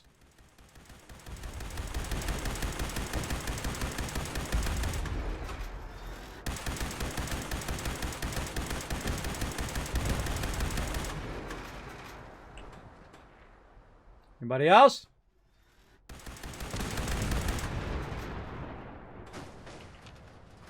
Oh yeah, there's still people around. See, this is caution.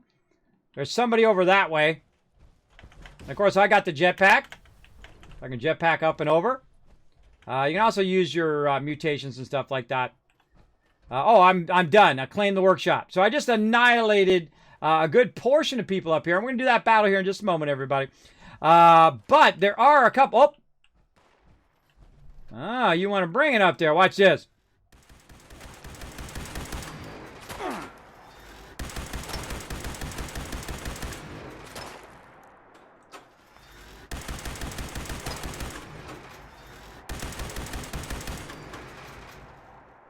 Annihilate them suckers. There's usually a couple more up there being rowdy, so I take them out too. Now, I don't always go around and kill every single mob. Typically, I just kill the mobs that are nearby, and then I build my Kismet kill box. There we go. Use my jetpack to land softly. And let's go ahead and get the workbench. Now, again, I feel like they should take the PvP part of this out and just make it where it's like a settlement. Where, you know, you get on the server and people come in and they try to PvP and all that crap. No, it sucks. What you want to do is you want to have it where you can work together and maybe your whole team gets a bonus. The more you collect them, the more you go around and pick up the settlements, the more your team in your private server or on the real server, more in your group will actually get bonus XP and bonus stuff. There's a lot of mechanics like that that you could definitely use. Now, once I have it going, I can go ahead and go into building mode because this is now like a settlement. And normally I would use this one here, which is my awesome Kismet kill box. And I had to adjust this a couple times. It's also really awkward compared to Fallout 4 when you're trying to scroll that closer so you can place it. But basically what this is this is a giant platform here with turrets on there and then some power. And that power I run to the actual fusion core generator right here. Instead of powering up the power plant for 30 minutes, I just go ahead and run some power to it, and then I can sit here and do it. Now, I typically suggest to only do this if you're going to do this for a while. I'm only going to do it for a little bit longer, but I'm just going to show you. So now I'm going to use the communist bunker to my advantage. And you can see I've got the door here, and I've got my turrets on the top. That's called the Kismet kill box. Whenever you put it on top of your base or you put it on a platform, something like that, it's basically going to be on the high side. And the mobs are in the kill box, right? They're out in the open where everything's going to fire at them, and those turrets will turn in any direction as long as they're not obscured and blast that mob. So what's so cool about the communist bunker here is that I can go ahead and put it down right there. Now, I've also put the door on the communist bunker, and if I open up the bunker, I've got some power in there. Now, the power is protected inside there from being shot. I've also got my bed here and a little bit of convenience here where I go to my scrap box, scrap all that stuff, put it in there. I can also, while I am doing other things, like doing videos and things like that, I literally just make this. I sit here, and I sleep in the bed, and I come back every 20 minutes, and then I walk over here and I get the fusion cores. Now, there's no fusion cores in there right now, and that's because I need to power it up. So I'm going to go back in my mode. I'm going to hit tab to go into edit mode, and then I'm going to just literally run a wire right over there, and there you go, infinite fusion cores. Now, they only go up to 3, so it's going to do 3 of them. Oh, I got a defend as well coming up, but it only does 3 maximum in there. It only holds 3. So you do need to come back every 20 minutes. Now, there's something else I need to do over here while I'm waiting for that defense. You always need to defend right away as well.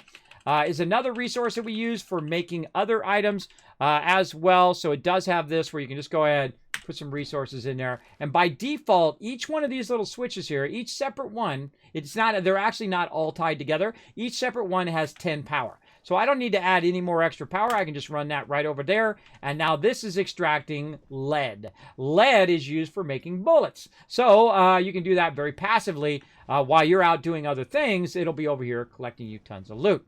Now, again, I could go inside my bunker and hide out in there, but I got about another 40 seconds, and then some baddies are going to show up. Let's go ahead and stand up here on the top and see if the kill box does all the work for us while we do a quick battle. Let's go. To battle! All right.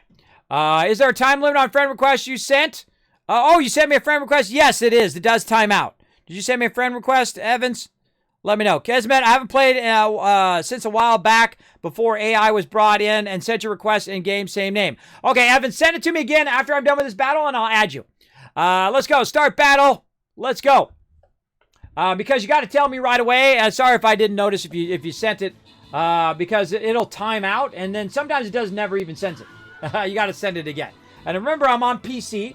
Now, if you ever want to know what my gamer tags are on PC or Xbox or PS4, you can scroll down into the panels down below. Lots of great info down there in my panels. By the way, I work very, very hard on those panels to keep them as concise as possible, but also get you all the information you're looking for. My Twitter or Discord or Steam or whatever. It's all down in the description down there in the panels. Oh, man, crushing it. All right, looking good. Open the capture chest, grant some rewards. Let's see. Last Splash, Subi, LS, Laz G, coming in. Geo, Lasgo is what that is. I keep butchering your name. I apologize. Hair Luna and Papa Dude. Look, Papa Dude, you getting some loot today. And Cookie Monka coming in. 16 assists, MVP. Nice job. All right, we got plenty of time. We're going to get some more. Oh, God, we don't. Oh, my God. Is it really that time? Holy moly. That really went by fast, everybody. Again, that tells you you're having fun. That means you're having fun doing what you're doing in life, everybody. I feel streaming that way, and also playing games, man, went by like that. That was like an hour and 40 minutes of playing 76. It was like, boom, like that. That was fast, man. That was very fast. All right, we'll do another battle, though. Let's get another battle in. Because I feel like we're going a bit here tomorrow in 76, and then we're also going to play some Overcooked, All You Can Eat, sponsored event. We're going to run long on the stream apparently today. We've been running long, but that's okay. We missed out last week, so we're going to try to get some extra love in today. Let's see. Can we do our Templar? Yeah, our Templar is ready. Perfect timing. Let's see. High side or low side? Where do we got a catapult? High side, right there. I try to take out the catapults first. I'm going to go high side right through the catapult right here. We'll try to run straight over there. Get it. All right, we got our Templars in there. All right, back to it.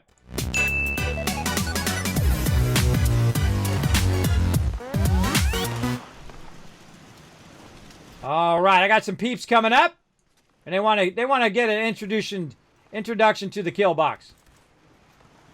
Now, one of the things that happen with your turrets in this game, which does not happen in Fallout 4, is that your turrets don't aggro sometimes on mobs. And mobs can shoot from really far away. I mean, they're way over there, and they're shooting my bunker. And they can actually break my bunker. I've seen them break it. I actually have a video I'm going to put out on the new kill box eventually. But it's funny that oh, there they go. That finally triggered in because he got far enough around the corner where that triggered in.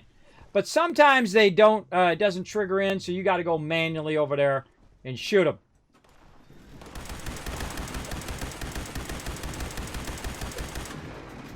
You like that, bro? You like that? Now, what happened, by the way, while we were doing that battle, the kill box, now look at all these shots in the side. Look at all these shots in the side of my thing now, in the door, everything. That just happened just while we were AFK there, or while we were doing that other battle. Now, what happened was, while we were doing that, while we were watching the battle, I looked back, and it had actually killed all the enemies that tried to attack my settlement here. So it actually, the kill box itself, sometimes will wipe them all out, but usually you have to be nearby. One of the things I also don't like about Fallout 76, there's a few things I think could be improved, is the fact that a lot of times in Fallout 4, when you build a really good base and you have a lot of defenses, it will defend itself.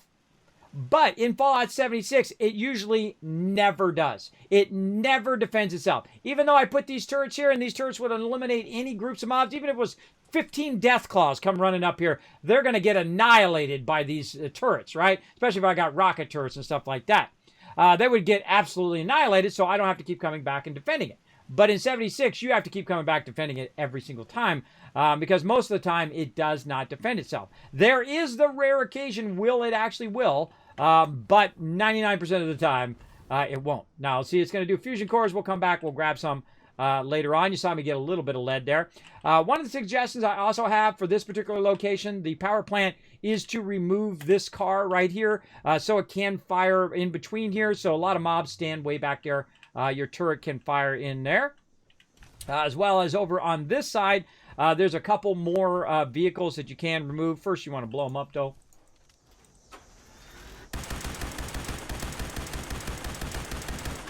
Already blew it up.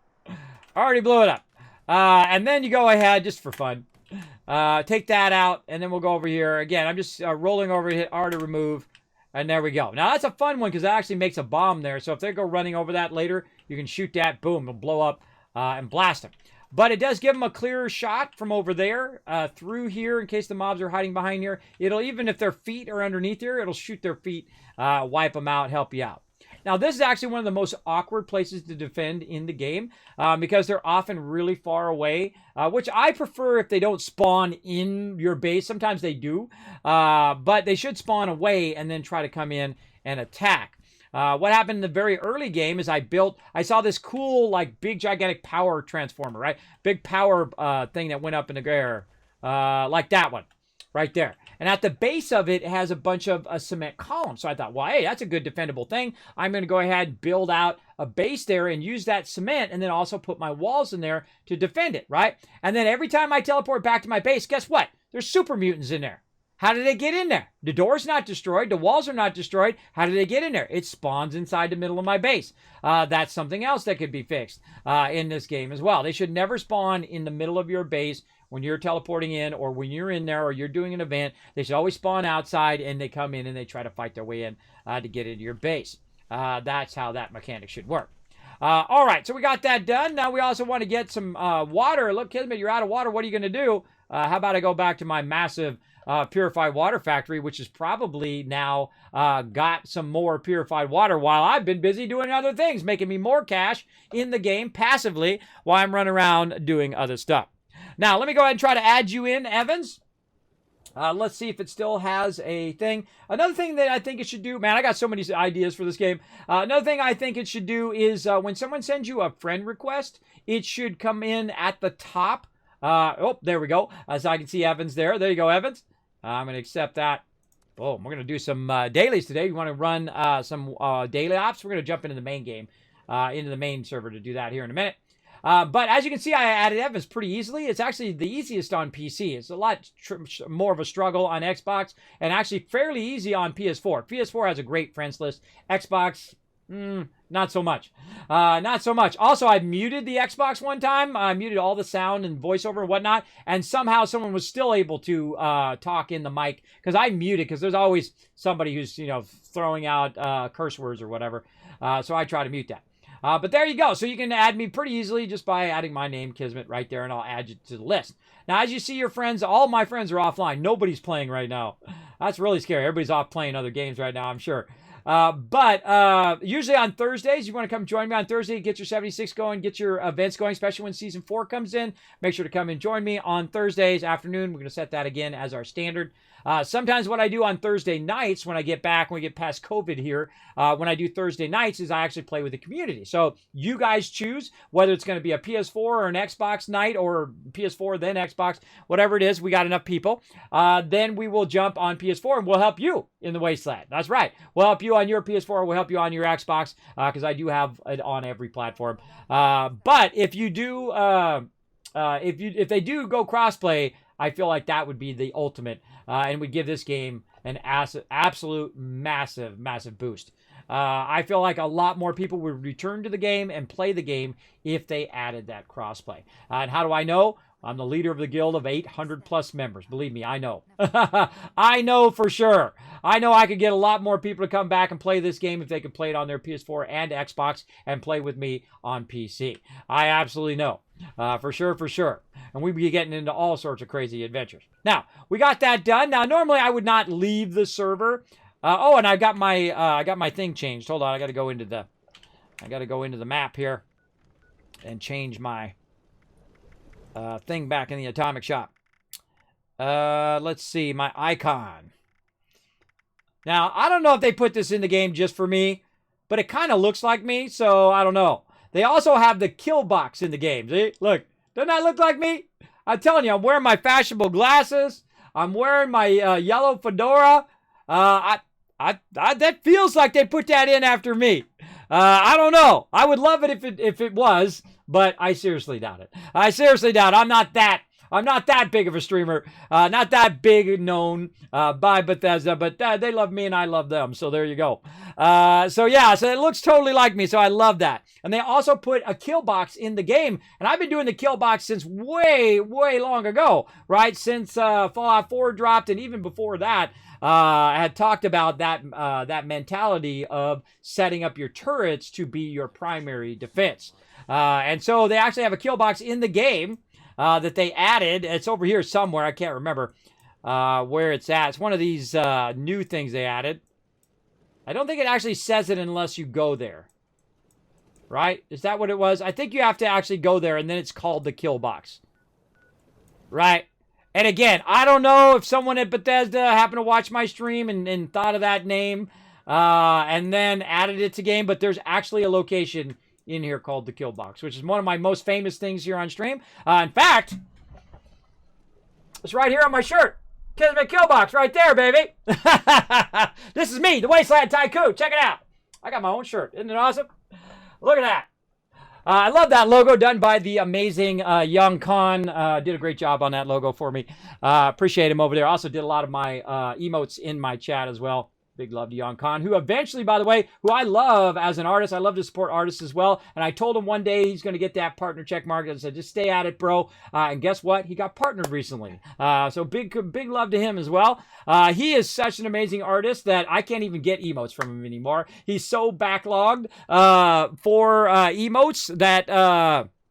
I mean, if you're willing to wait, it is definitely worth it. But he's so backlogged anymore, I can't even get in there.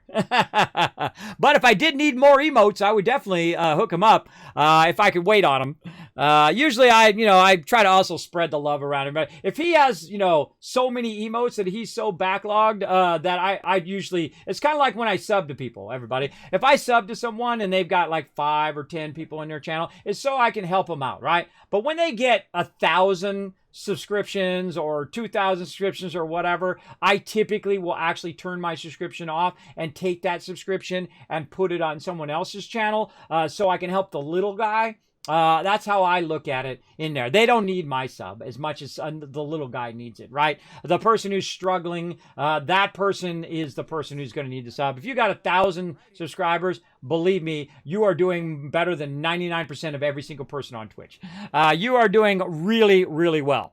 Me, the most subscribers I've ever had at one time was 500. And that's when that was all through gifted subs. So usually I'm about 100, 200 subs. The magic number on Twitch, by the way, to really gear up the Kismet love train so I could do even more. I'd love to get to the point where I had so many people watching and I had so many subscribers that I could literally start giving away Origin PCs. Because that's what I would do. I would contact Origin and say, look, I want to start giving away some PCs. I want to give some of your epic ones away. I want to make some custom Kismet Wasteland Tycoon PCs. And I start giving it to you guys. I totally would. That's what I would do with it, right? I wouldn't go buy myself a fancy car or fancy house or fancy whatever. I would go and I would do things that brought joy to people. People who really needed a computer, their computer like broken, right? They got an old junky, Pentium in there. And they're like, Kismet, I could really use a computer. Those are the people I would try to help. Because that's just my regular mentality, everybody. That's just the way I think, is to do kind things for other people. And that's a nice place to be, I tell you. You don't need to stay just for me. If you want to log off, it's okay, Kismet. Oh, no, I'm not going to log off right now. It's okay. I'm going to run long on the stream anyway, because I'm going to do some Overcooked after this. So we're going to go ahead and do some stuff. Now, normally I wouldn't jump out of what I was talking about was I wouldn't jump out of my private server. Right? I wouldn't jump out of my private server to go into the regular server because I literally just took that over. And when I leave, it's going to basically that's going to disappear out of there. Now, before we get into it, though, we're going to need some supplies. We're going to need some purified water, as I like to use. Though you can use other stuff as well. Hey, if you need any ammo, by the way, Evans, feel free to come in here and grab some of this ammo. I had a bunch of recipes in here, too. I guess they just despawned after a while. I'm kind of bummed about that, but normally I leave it in my base here so that peeps can come in and grab it. Now, as you're going to see, I'm going to go around, and each one of these is going to have about 5 of them. Five is max. That's the max amount of purified waters you can have in any given purifier here. And so we're going to run around. Also, this is collecting random junk that I'm going to go ahead and take all of that out of there. And then over here, you notice that I don't use the take all function too much. I find it actually crashes the game. It doesn't matter which game it is, too. It could be Fallout 76 or Fallout 4. It crashes if you use it too much. So I typically just hit E a lot. I roll over and hit E. Plus, most of the time it's faster if it's just one item anyway. There we go. So that was 18 times 5. That's a lot. Hey, Evans, what's up, bro? See if I can wave at you from over here. Where's my wave at? Where's my wave? I forgot. I forgot which one it's in. I'm going to have my wave in. There it is. Hello, Evans. What's up, bro? Thanks for coming in. We're going to get in. We're going to jump into the primary server, into the adventure mode here in a moment. But what I did is I got some purified water because I'm going to need some food and water for getting into some adventures. Make sure you also got a bunch of stem packs and whatnot. He's going to be a little low level for what I'm about to do. Hopefully he'll be okay. But if you die, don't worry. I'll res you. I'll res you as many times as it takes. I'll burn all my stem packs on you if we got them. Now, also, we can go ahead and try to find some food. Now, I do have a victory garden down here that I keep for just regular people who are running around the wasteland. You just go down here and grab yourself some potatoes. I'm going to show you a great little trick if you have the radiation arch. You can go over here, you can grab a bunch of this. Now, the actual best item I find is the melons. And the reason why the melons are the best is because they're both food and water at the same time. So if you're struggling for food and water, you want to try to find a melon here and then plant it. And you put 1 down, and that 1 becomes 2. And the 2 becomes 4. And the 4 becomes 8. And the 8 becomes 16. And 32. And 64. And so on and so on. And you can see how it really can expand. And that's what I do in Fallout 4 as well, is do that. So yeah, if you have, by the way, getting back to that other thing, playing Fallout 4, if you know some amazing mods that I should absolutely play in Fallout 4, I do have a section of my Discord for suggestions. So you can put mods in there as well, in-game suggestions. Like, Kismet, this is a complete overhaul. It's 4K. It's everything that you ever wanted in Fallout 4. Here's all the info. Put it there on my Discord. I'll go ahead and put that link right there in the chat. Follow that link over there. Now, to post things on my Discord, you do need to read the rules first about my Discord. Be respectful. No not safe for work stuff and all of that, you know, the standard stuff. And you click the green check mark, then it'll allow you to go into the other sections, like the game suggestions, and give me suggestions of things you think I should play here on stream. And I do see every single one, and doesn't mean I'm going to play every single one, because I only got so much time, but I do consider every single thing, and I read every single post on there. So the best way to communicate with me is via that Discord, because it does go right to my phone. Every single thing that you post in there goes right to my phone. So it's very easy for me to communicate through that. I find that my best form of communication with my community. All right, anything in the scrap box we can get rid of? Yes. Okay, we're down to about 173 weight. We've got that, and now we've got some food. Now, I can go and I can cook some food from this. One of my favorite is razor grain, because that razor grain soup in the very beginning is pretty cheap. And I'm going to go ahead and get out of my power armor here, because you can't cook while you're in your power armor. And then I'm going to switch some of my perks around. Now, you might have noticed that I had my home defense on. I had my home defense on, so when I was building that kill box, it would allow me to do the better turrets. That's why I had that on. But I don't need it anymore, so I'm going to go ahead and take that off. And I'm going to go ahead and put my favorite on there, Action Boy. I love having that boosted action points. Also got Enforcer for when I'm using my shotgun. And the other one I'm going to go ahead and use here is Ammo Smith, which is going to boost the amount of ammo. I just leave it on all the time now. I really want to get to a point where I have one more agility point, and I can do it through my legendary perks. And that's going to allow me to keep my level 3 Enforcer on all the time. I don't have to worry about it. And I might also look up another agility item that I might want to add in there, or add another one in there. Now, one of the ones I'm going to pull out is Pharma, so we can use this one, which is my favorite crafting one in the game, called Super Duper. Now, Super Duper has a 30% chance of doubling whatever it is you make, anything.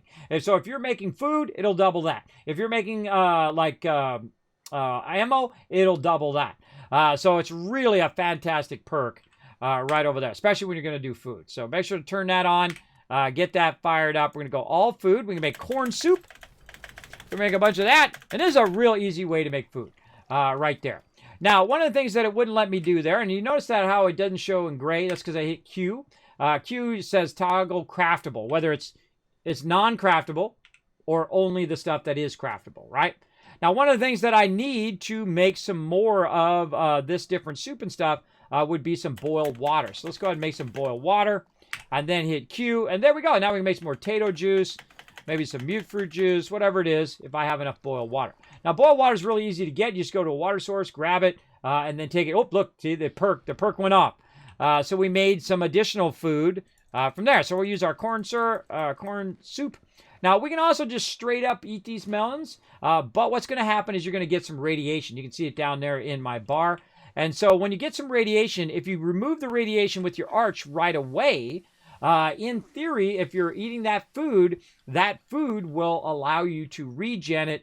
I usually basically eat the food and then immediately do that arch, and then a lot of times it'll go up. Same thing with your Radaway. If you are about to use a Radaway, use your food and then use your Radaway, because then it'll start healing you up as the Radaway is kicking in as well. Now, another thing we want to do is we want to get our rested bonus. So it's called rested. Well rested. There we go. And so what I'll do is one of the easiest buffs to get in the game. You literally just lay down for 10, 20 seconds or so, and you're going to see that buff pop up, and it gives us bonus XP every time we're running around. And so that's really useful as well. So it's good to just take a minute and do all of that. There we go. Oh, look at you guys battling out. Won that battle. Nice. Reason I asked a lot of bad reviews. Is there any good in-game in this game? Like there is a lot of variety stuff to do. This game has had a complete overhaul. I highly recommend it. That there's no in-game, there's definitely in-game. There's s.p.e.c.i.a.l. There's a whole bunch of other battles that you can do. There's also daily quests, and they also are bringing back raids. So you will have a lot of content, including a lot of really good storyline. I love the Steel Dawn expansion. Incredibly good. Now here's the thing, just full disclosure. I am sponsored by Bethesda. I'm definitely sponsored by them and Bethesda gear. But guess what? I answer to no one. I don't tell anybody anything that I don't believe. I will always tell it to you straight. I'm 50 years old. I answer to no one. I'm nobody's big B, if you know what I mean. I tell it to you straight. If it sucked, you would never see it on my stream. I would never play it. I don't care how much they pay me. To come in as a kid, I give you $1 million to play this game. No. Count me out. I don't want to do that. That's not how I am. You're like, Kismet, you would take it. No. I wouldn't, because I know where that goes. I know where that leads you as a human being, right? I like to level up as a human being instead of de-leveling. That's called de-leveling as a human being, everybody. When you just will do anything for money. You just sell out for money and promote any product, even if you don't like that product at all. Every single sponsor down there, I like every single thing down there that they're all about, right? They're about making great games. They're about their communities. They're about making great products. I like all of those people. Now, is every single product of theirs perfect? Absolutely not. Nobody's is. Nobody is perfect. I'm not perfect. Nobody's ever lived has been perfect. Nobody living now is perfect out of billions of people, and nobody will be in the future because humans are inherently flawed. It's okay, and we make inherently flawed things, including games. And of course, it can, if it really has a lot of problems, then it shouldn't have been released. It should have been worked on more, because back in my day, you bought a game on a floppy disk, you didn't have no updates, bro. You don't update that game. That game is either it works or it doesn't work. That's it. And that's what they need to get back to. They need to get back to making games that work when you buy them, because you paid for that thing. It's like buying a car, right? You buy a car and it doesn't come with 2 of the wheels and they're going to get the rest of the wheels to you later. Would you buy that car? Heck no. You absolutely wouldn't buy it. You'd be like, nah, I'm good. Count me out for that, bro. That's the way games are. A lot of games are nowadays, where they basically just give you a car with no tires and tell you they're going to give you the tires later. No, that's not how products work. You can't sell something that does not do what you say it does. If it's a game and it's supposed to do these features, right, that's what it should do, because that's what I'm paying for. And if you give me something that doesn't have those features that you said, then count me out. Now, a great example of not paying attention and really taking a huge backlash for really not as much as I think. But Fallout 76 took a huge backlash. And people say, oh, the game sucks. Oh, it's this, it's that. And they said again and again and again. And see, I don't just listen to what other people. I form my own opinions based on research and by listening to what they're saying and listening to what I see and through my experiences. That's how you level up as a human being. You don't just listen to some random person online who has not ever played the game, who's not a huge Fallout fan like me. The fans are the ones you want to go to. The people who play it a lot, the people who love those games and who will still be critical of it though, even if you do have a big sponsor like I do. You'll still be critical of the game. I was talking about a whole bunch of shortcomings of the game earlier, right? But is it a great game to play? Yes. Is it fun? Obviously. I'm playing it. If I'm playing it, you know it's right? And so when you got Fallout 76, what happened was it had a lot of technical issues. And that's understandable to be upset about that. There's nothing wrong. And they know they made that failure. And one of the cool things I like about Todd Howard and I like about the people at Bethesda is they admit their mistakes. That is the number one credit I give for them. They admit when they made a mistake. They obviously said, we didn't want Fallout 76 to come out like that. We made a mistake. This came out wrong. This is a lot of issues. But we're not going to give up on it. We're going to stay at it, everybody. We're going to make it better. Even taking a massive whipping, man. They took a beating like no one's ever taken in the gaming industry. They took a big L on that one. But they still stuck with it. And I give them credit for that. And I give them credit for telling you, look, this is not going to be the same Fallout that all the other Fallouts are. This is like Fallout 4 with friends. That's what it is. You're not going to have voiced NPCs. You're not going to have all that other stuff. You're not going to have companions. They told you that. But then, you know what happens? People reviewing the game has no companions. The game has no live NPCs. I hate this game. Well, wait a minute. That's exactly what they told you it wasn't going to have. They didn't promise you were going to get that. They didn't say you were going to get this thing, these list of features. They didn't say you were going to get that. So why are you complaining about it? Right? Now, of course, you can give them feedback and say, hey, I would really like if you added voiced NPCs. And guess what they did? They added voiced NPCs, and they added the legendary system, and they added a whole bunch of other things. Now, if you play this game for only one reason, as a true Fallout fan, I can tell you the main thing to play this game for, and you will absolutely love it. You will love it, love it, love it. And that is this right here. And I feel like it doesn't get enough love. Right here, the perk system. The perk system is hands down the greatest system. You know where this comes from? Fallout Shelter. This is the Fallout Shelter idea with cards, right? And you can switch these around like you just saw me do and switch it around for when I'm doing crafting. Well, now I'm done with crafting. Guess what? I'm going to take that perk off of there. That's right. I can now change out my whole entire perk set, and now I can do more looting and more damage, more DPS, more multiplayer, right? More teamwork-based stuff, right? Maybe I want to be more stealthy. Maybe I want to be more tanky. Maybe I want to be a meta player and do the bloodied set, right? Maybe I want to do that. This is the greatest thing in the game. It is incredibly good. Whoever did this, whoever came up with this concept should have did the entire game. I'm telling you, the genius people that did this is the reason why I love Fallout 76 so much. I think this does not get enough love. It does absolutely not get enough love. It's incredibly good. This is how it should have been done the entire time. I love this perk system. Now you're like, well, Kismet, my stuff is stuck. Once I get my perk points in there, they're going to be stuck just like in all the other Fallouts. No, they're not. Guess what? Check this thing out. I can go ahead and pick a perk where I can pick a new perk card, or I can move a point. I can move a point into another one. If I get to this point, I'm like, man, I put too many points into charisma. I really want to put it in my kind of set that I like to do. I like to do luck, and I like to do perception. Well, you can start migrating your points into other points if you want to. You can do that. You can move it around. You can also do legendary perks. That's right. They added legendary perks to the game. One of my favorite perks right here, Master Infiltrator. That's where you're going in and you can unlock anything. You can unlock any locked thing, whether it's a container or whether it's a terminal, automatically. Now, that took a lot of work and a lot of effort to earn that.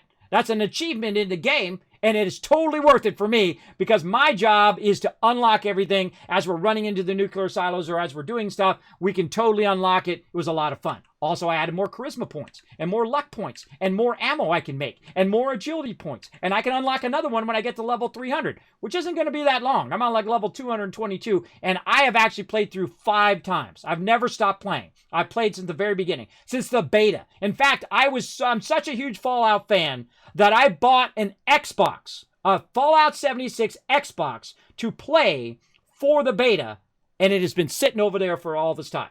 I barely use it. My kids play it probably more than me. Sometimes I have some sponsored events, and sometimes I do play some Xbox games here on stream. But most of the time, it just sits over there. And I also have Fallout 76 on PS4, which I also have over there, which just sits over there barely used, right? And I have my Switch right here, which is also barely used. But I actually use my Switch a lot because me and my kids play Overcooked a lot. Very, very fun, which we're going to play after this. So there we go. So if you're interested in the game, I would definitely buy it. There you go. Oh yeah. Well, the game shall not be mentioned because I actually returned mine. I returned mine here, Luna, and I shall not mention its name on my stream anymore. If you do wrong by the community, I don't care what your excuses are. If you screw over gamers, because those are my people, gamers are my peeps, and guess what? We're billions strong all over the world. We are the #1 entertainment in the world right now, so be a proud gamer, everybody. But if you screw over gamers, don't come to me for sympathy. Don't come to me. But Fallout 76 told you exactly what it was going to be. And people set the incorrect expectations, even though they told you this is what it's going to be. PvP, no NPCs, no none of this. And yet people still expected it to be the very thing that they told it was not going to be. Now, I set my expectations properly. I know that no game, when it launches, you ever play World of Warcraft when it launched? Holy mackerel, you could not get on the server. Now, you got to think that I have over 800 members in my guild. Usually about 60 of them on. And I can tell you, when you're trying to log into a server to listen to 60 people bitch about they can't get in and do their dailies and they can't get into the game, that is a rough day. That is a rough day. If you want to see some games go off the rails, watch the ones that very first launch, right? At their first launch, when they first do their servers, I'm telling you, it's still to this day, even at the modern day, when they relaunched Vanilla into Classic, and I played some Classic again. I've only played Vanilla and Classic, by the way. I've never played any other version of World of Warcraft. I love Vanilla. Vanilla is so good because this progression is perfect. It's actual perfect. From 1 to 50, if you are a new player of that game, its progression is just a thing of beauty. It is so incredibly well thought out. The same thing with the world. The world is a character in the game. Your characters are really fun to make. It's a really fun game to play. And if even you had the junkiest, the crappiest machine that your grandma had for the last 10 years, you could still play World of Warcraft back in the day, right? That was so cool about that game. And so that's what I look at in a game. I look at what they say and what you're supposed to get out of it and what I paid for. Did I get what I paid for? And I got that right away in Fallout 76. They gave you exactly what they said they were going to give you. And that was fine. I'm cool with that. And that's why I didn't get on the hate train. Right? I don't get on the hate train anyway. I don't feel like that serves any purpose to get on there and get on the hate train and do all of that. Right? I feel like the best thing to do is say, look, I've been in the community for a long time. This is what I suggest. Here's the problem, and here's the solution. Here's how to solve the problem. Every time you hear me talk about something that I don't like in a game, you'll hear me also talk about what the solution could be to that thing. Great example. You ever go in and accidentally sell your armor? I have. I've sold my legendary off before because I was in my power armor and I thought it was extra armor that I had, and I accidentally sold all of my legendary armor off. You know how to solve that? You put a lock button in there. I hit option, click, bam, it's locked. Solved. Problem solved. Right? Something as simple as that. Then you say it with respect, though. You don't go in there and tell them how much they suck because they're not going to listen to you anyway. They're just going to delete your post or ignore it. What you do is you go in and say, look, this is the issue, and this is what I think can solve it. And then it's all on them. You now transfer the responsibility to them to say, whoa, look out. It's not free. Gotta trade. So, follow the trades. What are you doing, Graham? Why are you attacking my stuff? It's attacking my stash box.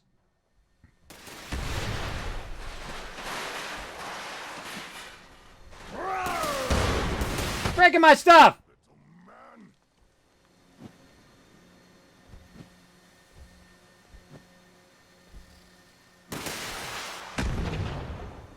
So Sometimes he goes a little postal, everybody. Watch this. I can lock him out. Stay out there, bro. I can lock him out with my thing. I can also turn my power off, too.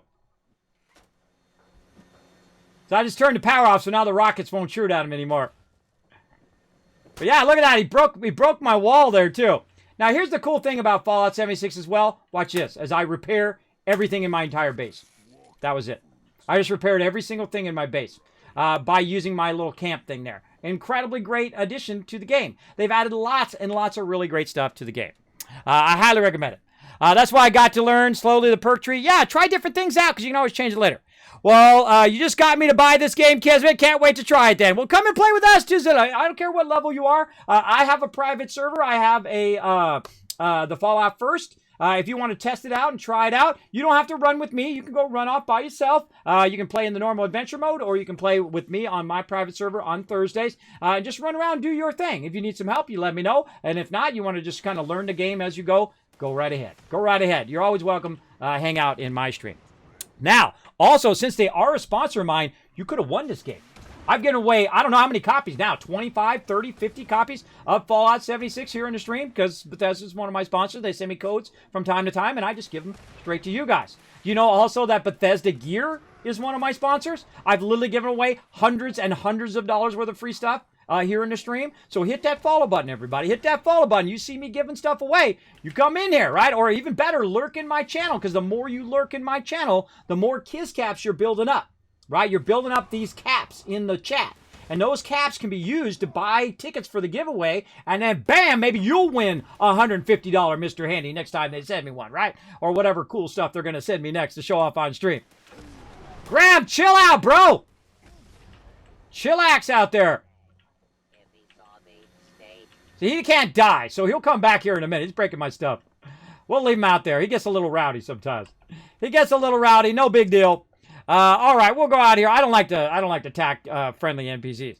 All right. Quit to the main menu. Here we go. All right, Evan, I'm jumping over to the main menu. Then we're going to go ahead and play, and we're going to go in the adventure mode. Now, I was playing in the private mode, which is Fallout First. I am sponsored by Bethesda for Fallout First, so feel free to come in. But again, you'll hear me talk about the pluses and the minuses of the game, right? You'll hear me talk about, man, I sure wish it was better if they had a lock system. I sure wish it would be better if they did this or they did that or they did that. This is like a perfect stream for all the things I just talked about that could make Fallout 76 better, right? I might want to go back and highlight this whole entire stream talking about it. But we're playing in the private world. We're going to go to the adventure mode. This way we can also, not only can me and Evan do a daily, but also we can help some other people in the regular Fallout community who's going to be in the adventure mode. This is the public server. We can go in there. And also you got Nuclear Winter over there, which is still in beta, which is the PvP thing, which is great. It's like a battle royale. And it's actually pretty fun. I've watched a lot of people play it who are battle royale peeps. Me, I like battle royale, but I just don't have the time to be good at it. So if I go play Battle Royale, I'm going to be the boat anchor of the crew. And I don't like to be the boat anchor. I don't like to be that, but I try to be my best. I like draw the fire. Hey, I'm over here, I'm over here. And then they try to shoot at me and I run away and they're trying to chase me. Meanwhile, my peeps come in and run them and wipe them out. Works perfect. All right, let's go and battle. Speaking of battles. To battle!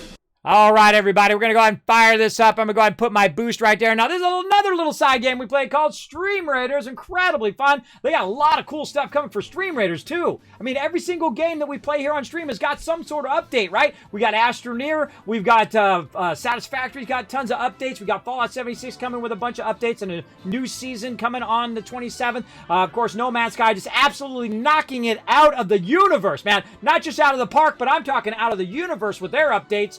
They've been absolutely crushing it over there, as well as we've been playing the incredibly fun Valheim with my crew. You're welcome to come join me. I'll be playing it tomorrow. I'll be playing it on Friday, as well as we'll be playing on Saturday as well. And I feel like at some point when we do reach that highest level, anybody can bring any level character in after that. But we are working on getting that 5th boss first. And once we get that 5th boss, then anybody can come join us on our server, no matter of level or if you're going to use your own character from before. If you need to kill a certain boss, we'll go ahead and help you kill that boss as well. All right? So we're going to definitely help out the community. Oh, look at those bombs coming down. All right, more loot for you guys. Open the captain chest, give you guys some love. Rotisserie G getting some love. When Pain Comes, great name.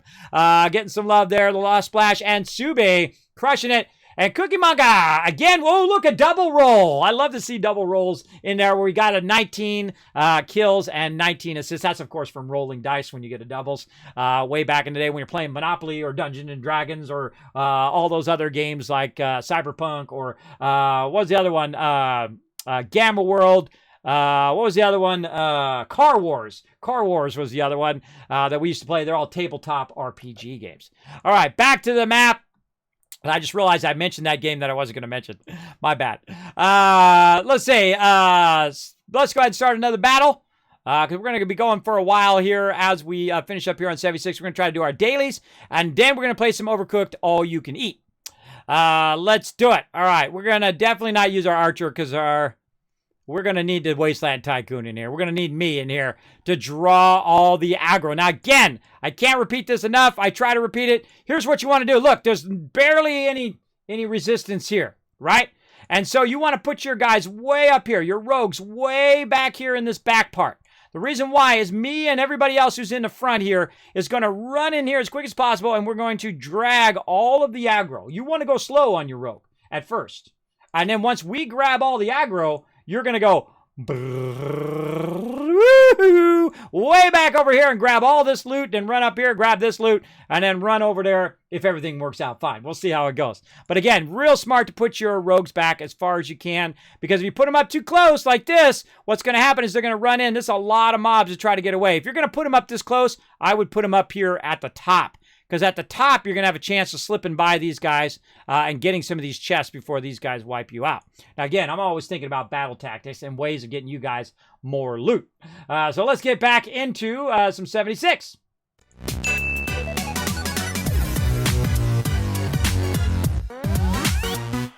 All right. Now, on your private server, remember, you can do up to 8 people at the same time. But on adventure mode, we can do up to 24 people at the same time, 4 in each party.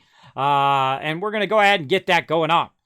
So follow me over here, Evan, and we're going to group up and we'll get it going. Even if you're low level, you know what? That's okay. We'll carry you through this one. You're going to die a lot. You're going to die a lot at the very beginning of this game. I feel like my biggest suggestion for when you play this game, melee weapons. Keep a couple of them. Keep a couple of them on you because you are OP melee-wise at the very beginning of the game, and then later on even more so. If you go in the bloody set while you're melee, you're going to be walking up there, you're going to have some claws. Boom, you're going to one-shot them suckers. You're going to wipe them suckers out in the high levels. For sure, for sure.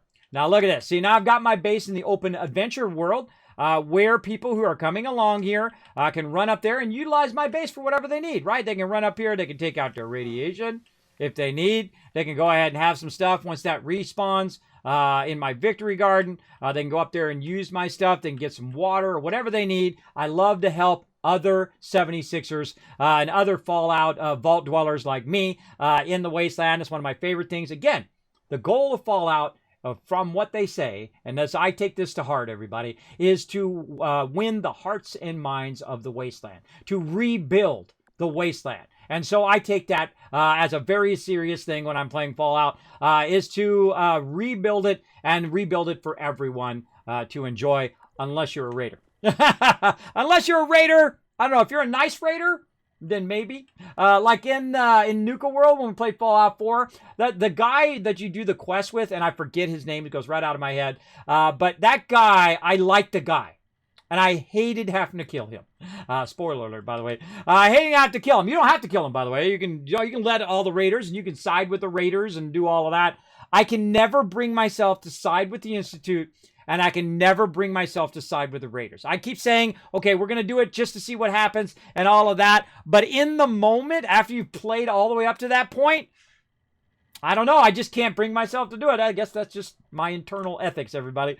I just can't bring myself to exploit other people and exploit farmers and exploit people to get resources for this group of people who are just basically bands of murderers who go around and murder people to collect loot from them. Now, of course, I kill a lot of bad people, but they're bad. They're not necessarily good people who are just farming and stuff like that. I don't just roll up on a settlement and kill everybody in a settlement and take their stuff. That's not cool, bro. In fact, you can't do that in Fallout 4. Did you know that? You can't just roll up on Abernathy Farm and kill everybody in there and take all their stuff because they don't die. They'll actually be downed, and then they'll heal back up again. They'll get back up and shoot you again. And then they'll down, get back out. It discourages that style of gameplay, and that's good because I don't want to play that way anyway. There you go. All right. So we got that in there. We're in the normal world here. We want to do some daily ops. Let's see if Evan is over here where I'm. Oh, Rotisserie G coming in. All right, cool. So Evans, you got to jump out of the game you were in and come and jump into the game I'm in. And I'm going to go ahead and invite you to team, just like Rotisserie G here. Let's get you in team, and we're going to go ahead and do a daily. I'll wait for you. Let me know in the chat, though, if you are going to come over so I know what's up. Okay, yeah, Graham's supposed to be friendly. He is friendly unless your turret's aggro on him. Sometimes it happens. Luckily, you can fave items. Yes, I do fave items for that reason, so I don't accidentally sell them off. But you put too many fave things on your fave bar that you're not using. It's very confusing, right? When you're sliding your bar here. This is your favorite bar. I don't want to put armor on there because I might accidentally take my armor off. That's not something I use. You notice that my bar is not full of stuff. Normally you probably put food and all sorts of stuff in there. I don't. I just rarely ever do. Usually Nuka Cherry is probably the biggest thing I put in there. I guess I could put in some purified water. Would be a good one to put on there. You just hit C and you can choose it from your inventory over here, or you can favorite it in your inventory itself. But I don't need a bunch of armor in there. I don't need a bunch of stuff favorited in my thing there. I like to keep it slim. And you notice I've got my melee weapon. Always keep a melee weapon on you no matter what. Even if you think you have tons of ammo, at some point that ammo is going to run out. Especially when you're a gigantic firefight, which does happen a lot in this game. As well as I do have my chain gun, my Gatling laser, my machine gun, which is an explosives machine gun, my stem packs, and a little bit of water and Nuka-Cola for AP point boost. Let's go. Let's see how we looking, Evans. There's Evans. All right, Evans, I'm going to invite you in. You're going to take a beating. You're going to die. Just so you know, because you're going to be going in with high-level players, but I'll watch you back, all right? You just follow me and follow Rotisserie G, and we're going to go in there. We're going to get it done. Now, what I'm going to do is create a public group. Now, one of my favorite things they've added to the game that really adds fun. Remember, everything I'm talking about, when you add something to a game, it should add fun to the game. It should add a reason for people to continue to play your game. So make sure when you add something, it does add fun. And in this case, convert team to a public thing. That means that anybody can now join our group, as well as I can choose daily ops. So I'm going to get a bonus XP for choosing that daily op. So not only does it encourage people to group up and play together, but it also encourages them because they're going to get a side benefit as well, right? And so we're going to get that going on. Now, another thing I'm going to do. What's up, Evans? Did you get in the party, bro? Did you accept my invite? See, sometimes he doesn't show up down here. Notice I didn't show up. He's not actually there. Right now, we only got the 2 people. It should show up behind here. But sometimes it doesn't show up. So the way to tell if somebody's in your group is to go into your social and then just roll over their name. And if they can't be invited, then you know they're in your group. So we'll go ahead and invite him to team again. Oh, he's already a member of another team. You got to get out of whatever team you're in, Evans. Unless you just joined into my team. You might have just joined in my daily ops team. Evans, join in my team, bro. Join me in my team or you're not going to get that bonus XP. So you can also go in here and look under team to see if he's in the team. I thought he was. Because it didn't show invite. And then now it does. Sometimes it gets funky as well, right? Oh, he created his own public team. That's why. Right? So, because if I go into the daily, he's not going to get pulled in the daily unless he's in my team. So I'll invite him again. Yeah, Evans, if you don't get in our team, bro, we're gonna leave it. Now, yeah, it's a deal for $20. I totally think so. I think even if you find it cheaper, right? You can find it sometimes. You can find it like eBay, stuff like that. Because people still think that it's like it was 2 years ago. It's not. It's definitely upgraded and way better, way better of a game than it was in the beginning, for sure, for sure. Let's see. He's back in the main menu. He's glitched out or something. He didn't probably leave the other group he was in. He's got to leave that group and come back in here, and then I can invite him in. Red Raven's on. You want to come join us, Red Raven? Are you in the chat? I see you just got online, bro. You're welcome to come join us. We'll have a 4-man. Get it going on. Now, I'm also going to take a minute for people on the server to see that we're about to do daily ops and come join us. And you're like, Kismet, how do you know those people on the server? Now, here's how you know the robustness of a game, everybody. If you log on a server and there's nobody on there, you know there's something up. Great example, Star Wars The Old Republic. When people started doing the Exodus of Star Wars The Old Republic, our server was the largest server, and then it still was. That's because all of my members were on there. And then people started jumping from some servers into our server and then joining our guild, which made our server even bigger, and so on, because people started jumping ship. And the way you can tell is if you don't see anybody in the world. But here we go. We got Renmo hanging out right there. How about down here? We got Mythic Demigod doing some stuff. We got Speed Bump, who's 930. Now, there's a hardcore Fallout player right there. Big love to you, bro. Right over here, we got a level 11 going on. He is Rip. We're going to call him. And then over at the Rusty Pick, we got Necro doing Necronomical. Oh, great name. Hanging out there, level 188. So you can see there's people still playing the game. They're in the public port of the game. We got E-Scorpion doing his thing over there. Graceful Swine, new player in there, playing it in. Maybe he's starting a new character. Maybe he's already played before, or maybe he's playing for the very first time. Right in there, we got another low level there, 9 for iClay. So you know people are making new characters, or there's new people joining the game.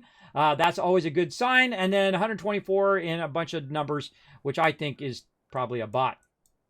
When I see those big long numbers like that, I feel like that's a bot goofing off. Ash right here, 149, rocking it. Now, if we were to start up a nuke over here, we've got Just Nate hanging out over there as well. If we were to fire off a nuke, one of the coolest mechanics in this game is that nuke idea. Is that you fire off the nuke, and then all the people who are on the server goes, oh, nuke's going off. Hold on. I can go get myself some epic loot. And then you'll have a bunch of random strangers helping you kill the hardest content in the game who you don't even know. Because everybody benefits. Because when everybody kills the Scorch-Beast Queen, everybody participates and shoots the Scorch-Beast. I don't care if you're level 2. If you're level 2 shooting the Scorch-Beast Queen, guess what? If you're in a group, you're still going to get the loot, right? But you got to participate. You got to shoot. You got to be part of it. You got to be there, too. You got to be by there, Scorch-Beast Queen. And if Scorch-Beast goes down, every single person who participated in fighting that Scorch-Beast Queen gets loot. And that's another great advantage that's not talked about here in Fallout 76, is that you have instanced loot, meaning everybody benefits from every action, even if you're not in group with somebody else. You know where that came from? Guild Wars 2. Guild Wars 2 is among the very first games that had that, where even if you weren't in the group with someone else and they were taking on the boss, because you know it's nothing worse than standing in line for the boss. You've all done it. I've done it. You know what it's like. You played some Ultima. You played some Lineage. You played a game like that, EverQuest, another one, where you're standing in line to get your boots, right? And there's 25 people or 100 people or 200 people who are in line in front of you, who are next in line to kill the boss, and so on. That sucks. You know what's even better? The Guild Wars 2 way of doing it, where if you see a boss and somebody's shooting it and they're about to die and you come and you help them and they survive, say you're healing them or whatever, and you're fighting the boss too, and that boss then gets downed, they get the loot and you get the loot. You both get the loot, even if you're not in group. And that's the same way here in Fallout 76. I love that style of play. It encourages everybody to work together. I also love the fact that you can res people, anybody. That also comes from Guild Wars 2, where they made it where no matter who you are, you by default, you have the ability to res other people. You know how many members have joined my guild? Just me running around randomly, and just some person's down, they're soloing out there, and they don't have a guild, and they're just, trying their best, and they die, and I run up, and I heal them, and I was like, you okay, man? Do you need some help? You need some backup on this one? He's like, yeah, I'm trying to take on this boss. You want to help me? I was like, yeah, let's go. Come on, we'll go together. We'll do it. You want to group up or not? They're like, nah, I don't want to group right now. I'm like, okay, that's cool. Let's go. You shoot first. I'll back you up. And then I'll heal them. We'll fight. We'll take on the mob. And they're like, hey, I noticed you were in that guild. And I said, I'm not only in the guild, I'm the guild founder. Yeah, and I said, if you want to join us, you're welcome to come join us. You get some people to back you up every single day in game. And they're like, you know what? Yeah, I do want to do that. I do want to join a guild. Or sometimes they say no, and that's okay too. But sometimes they come back later too and say, Kismet, remember how you offered me to join your guild? Can I join your guild? Sure, come on in. Come on in. I don't consider myself super elite, even though I do have some of the best players in any game. I have best tanks and the best DPS and the best everything. I don't limit my guild to just high-level players because you never know. You never know that new player that you think is a total noob could go on, and I've had this happen to me many, many times, go on to be the best tank you've ever seen, and the best DPS, and the best healer, and be totally committed to working a part of the group. They're the best team player, right? You never know. That one person that comes in who's level 1, who's never played the game before, or maybe even never played MMOs before. I've had many people like that have gone on to be incredibly great team members and have worked together to get the best loot in any game that we've ever played. I feel like that's an important part of my guild. Now, if you like that sort of thing, you like to play together, I'm calling up my entire guild as well as everybody here on Twitch, all of my members to come play New World with us. We're going to play Amazon Studios' New World, which looks awesome. I absolutely love the style of the game. I love the way the game is. I absolutely am looking incredibly forward to playing that. Whoa, look out, Evans shooting a gun, pointing a gun at me. All right, Evans, let's get you in, bro. Are you in the group? Oh, you can actually just join the group. Yeah, I did. Okay, join the group. All right, Evans, prepare to get completely owned a lot. We're going to go ahead and do a daily ops. Let's see what we got for our daily ops today. We got uplink. We got recommended level 50 plus. So he's level 8. He's going to get very owned. We got the Blood Eagles, which actually are a bit easier. So if you get Blood Eagles, you're good. One of the things that happens, though, that every 24 hours this resets. So sometimes you might play this in the morning and then have Blood Eagles, and then in the afternoon you got like super hard super mutants or robots or something. So if you got Blood Eagles, you got a good daily. Now they've got Freezing Touch, which is going to slow us down, and they've got Enhanced Perception, so they're going to do a lot of damage. Now we got to get it done in 8 minutes. So let's get to it. Let's dive in. Get it going. I know I'm going to die a lot. Yeah, you're going to die a lot. That's okay. I die a lot too. So we'll all be death buddies. There you go. I saw someone nuke the university. Yeah, I have seen. One of these days, everybody, I'm very tempted, and we've done it all over the place. We've nuked all over. But I'm very tempted to just go into the game one day and nuke right there, and then nuke right there, and just nuke my way across the entire world. Now, of course, you can't nuke the starter area. That's protected. But literally just nuke my way back and forth, very methodically, back and forth for weeks and weeks and weeks. And we might start doing that next week. I don't know. We'll do one nuke. That's just a wasted nuke. We'll nuke it in the upper left-hand corner here, and then we'll go and we'll look around, see what's there, and then nuke here, and then nuke here. Now, I could look it up online, by the way. You can look it up online, what you can find there on maps and every single thing in the game. I don't like to do that. I like to have in-game gameplay, right? I like to discover it as we go in the game. That's usually my favorite way of doing it. Now, let's go ahead and get some water going on here. I do like to have my water at maximum. It gives me a bonus. I still this day I still go to aid for purifier. It's like a second nature thing. Let's have some potato juice right there. What else we got? Some melons. Get our food up. Ready to rock. Now waiting for Evans to get in. I highly suggest staying. Evans, I stay with Rotisserie G. Rotisserie G, incredibly great player, by the way. Incredibly great. My crew is usually the best. I got some players who are the A team who are like the best of the best, bro. You watch us play Fallout 76 or you watch us play 7 Days to Die. It doesn't matter what game we're playing together. We crush it. Same thing with Valenheim. Like last weekend, we are now transitioning to our gigantic mega base. We took like 5 or 6 mobs on at the same time. Just 4 of us took on in the plains, and the plains are like, they one-shot you, bro. They one-shot you big time. But 4 of us versus like 6 of them, and we killed every single one and didn't lose one of ours. Now, of course, you know, every now and then we do die, but that's the way it goes. You know, it's part of the fun. Or it's part of the adventure. Now, Evans, does it let you get in? Let me know. Let me know, because we got to get this done, and then we're going to move on to some things. Now, remember, every Thursday I play Fallout 76, so if you do want to join me, normally I don't do that much up front, working on my character and doing all of that stuff. Normally, when it's time to do team stuff, we usually start right about 12 noon or 1 o'clock playing some 76 together. There we go. Well, I'm a low-level player. Yeah, there's always someone who will be better. Exactly. So I just have some fun and do what we can.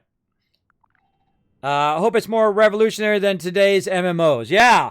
Well, it's going to be different. I'm sure it's going to be very much the same, but also different in its own way. And they've been listening to a lot of feedback, so I give them lots of credit. And of course, Amazon Studios came out with a bunch of games that never made it. But you know what? You got to give them the freedom to make mistakes and to try stuff. And if it doesn't work out, you know what? You try a bunch of different projects, and this is what a lot of businesses do. Twitch is one of those things. Did you know that Twitch was eventually going to become Instagram? Did you know that?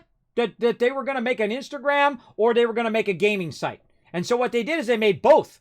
And they saw which one is more successful, obviously the Twitch one, and then they went with that one. And that's a genius idea. That's what you do. You try a bunch of different stuff. Not every one of them is going to be a success. In fact, most of them are not going to be a success. You're going to fail a lot in life, in everything that you do. It's okay. I give you the freedom to fail. In fact, more importantly, give yourself the freedom to fail. I fail all the time. You'll see it on the stream. It's okay. All right, bro, you coming in, Evans? What's going on, bro? Can you get in? I said, you don't hold up my crew now. Don't hold up my crew. We want to get in. Now, what you can do is you can jump in. You click this little daily ops thing right here. You click that, and you click join team. Right? If you've never done daily ops before, which I imagine not because you're low level. So you hit join team, and that's going to allow you to jump in to where we are. And then, there you are. There you are. You made it. All right, you're just loading for a while.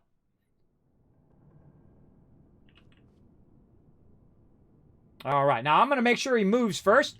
Now, we do have a ready check that we do. If you're familiar with MMOs and ready checks, we go into here and we give the thumbs up. That means we're ready, right? The old Fallout, Vault Boy thumbs up there. And that means we're ready to go. So give us a thumbs up, Evan, so we know you're ready to go. Make sure to stay right behind Rotisserie G wherever he goes. He'll watch your back. So you hit G on your keyboard if you're playing on PC, which you obviously are because you're playing with me. And then you're going to see a thumbs up at the top, and you go ahead and select that. There we go. All right. Rotisserie G, I'm going to go on point. All right, let's go.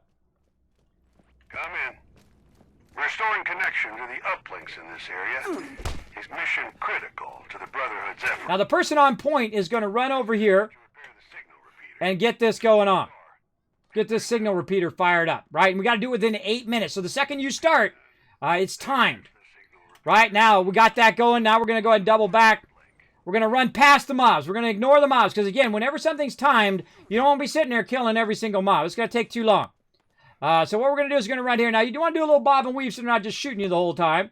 And then we're going to run over here, and we're going to get to Station Bravo. And again, while they're going to defend me while I'm doing this uplink. They've also made the uplinks faster, by the way. Are they going to make them faster? I can't remember if they've already did it or they're going to. So that... Oh, look out. Dog down there. So now we all have to stay together as a group. Whoa, dude throwing grenades. Now, my particular weapon is especially good against Blood Eagles. And so we're going to own these dudes. So all we have to do is just stand here. See how I got that stealth? You know why I got that stealth? Because I'm next to Rotisserie G. Also, notice, did you see the stem pack come up? The stem pack came up because I have a perk on called Team Medic. It's one of my favorite perks in the entire game for grouping. Basically, when I use the stem pack, guess what? Even level 9 Evans is going to be kept alive because we're going to heal him as well as I'm going to be healing Rotisserie G. If they use it, because I'm sharing it, if they do a stem pack, then they're also healing me and each other. And that's why I collected a whole bunch of fusion cores, everybody. There's this guy hiding right here. Get wrecked. Now, sometimes they get behind you as well. Now, again, the more we stay together by the signal repeater, the faster it goes. Right now, you can see it's going speed 3 times. And so we definitely want to keep that going.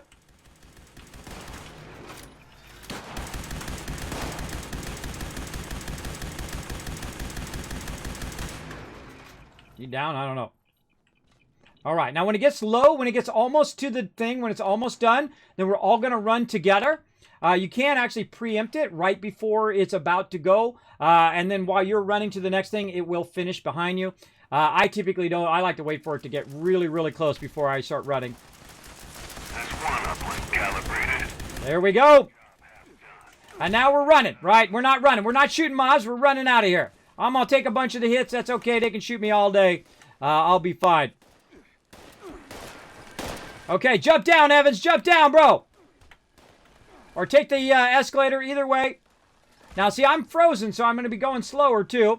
And for some reason, I don't know why my action points burn faster than everything else. But I do have some Nuka-Cola, so I can burn some Nuka-Cola to get my action points up a little bit faster. That's going to help me get over here. Plus, you have a bunch of other stuff that you can use to give yourself some action point boosts while you're running from place to place. And there we go. Now, we're 3 minutes in.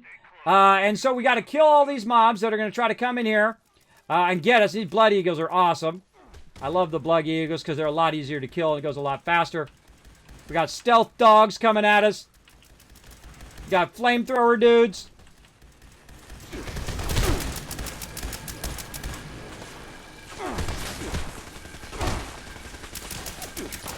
Come on, Gatlin.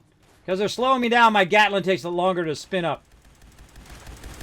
And I usually don't heal myself till about half. Then I'll go ahead and heal myself. Also, because I have the Gatlin laser, it takes longer for me to use my healing, my stem packs. Because this is another thing they need to definitely fix. When I go to use my stem pack, it's still rotating the gun. And thus my stem packs don't work. And this caused me to die many a time. Because I'm waiting for that animation to finish.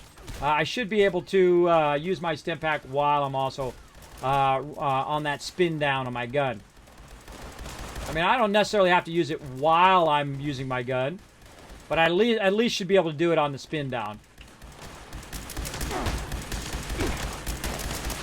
And I'm trying to take as much damage as possible on me than anybody else, because I'm more tanky than anybody else. I stay pretty tanky most of the time so I can heal everybody. We'll double do that. Where's Evans? He's over here. There we go. Evans healed all the way back up.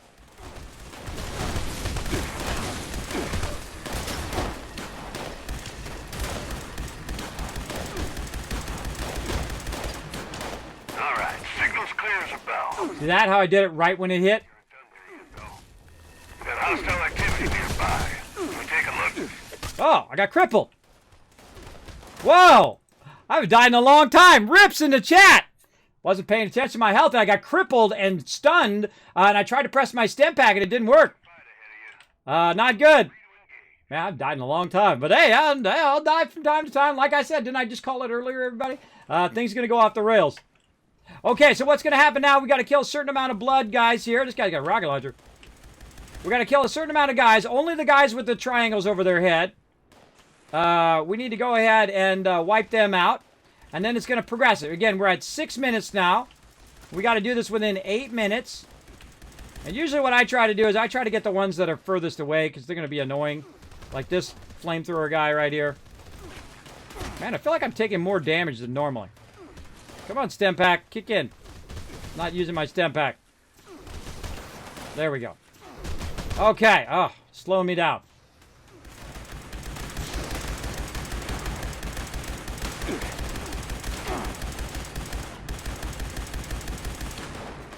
And again, you just want to get the ones with triangles. Oh, dog. Person over this way. You don't want to kill all the other ones. The other ones don't do you any good.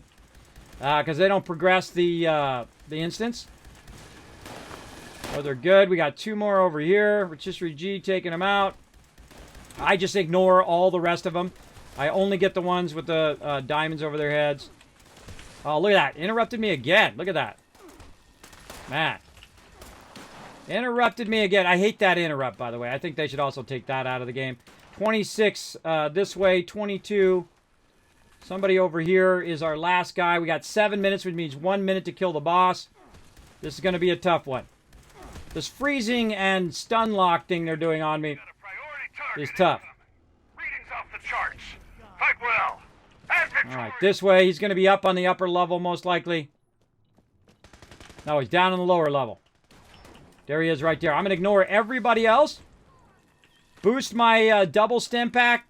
And then everybody should be firing on the boss. Because, whoa, whoa, whoa, whoa. Why am I taking so much damage? Everybody should be firing on the boss. We got literally 20 seconds to kill him. Oh, it's not going to happen. Not going to happen. I can't hit him fast enough.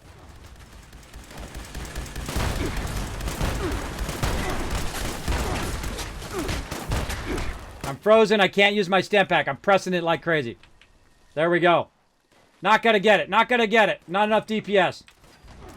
But we're still gonna kill him, though. He's got a grenade launcher.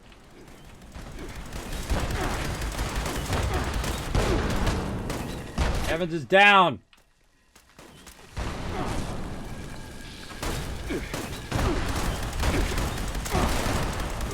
That's a tough boss.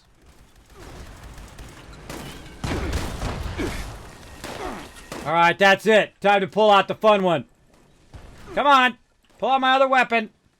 Why are you not doing it? Ah, sometimes there's a delay. Try to heal rotisserie G there, getting low.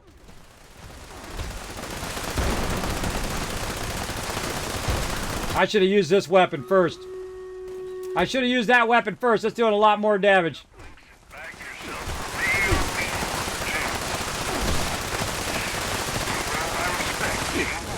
See, even if I miss, I hit. Somebody behind me, I can hear him.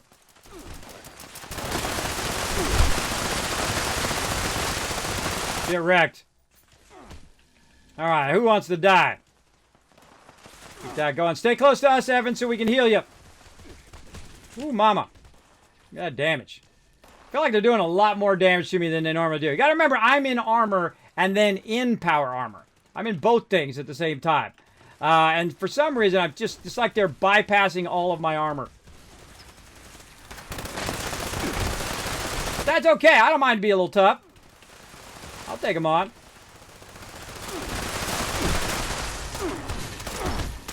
Ah, that freezing makes it take forever, too. On the reload. Back to the Gatling.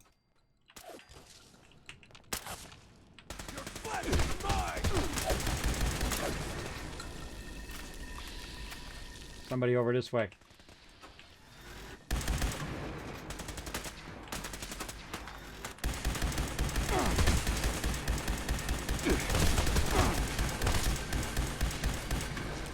See, like, it should be damaging my power armor, which it rarely ever does. It rarely ever damages my power armor. Now, we're going to do that battle here in a minute, everybody. Sorry, I'm obviously a little focused, but we'll get into it.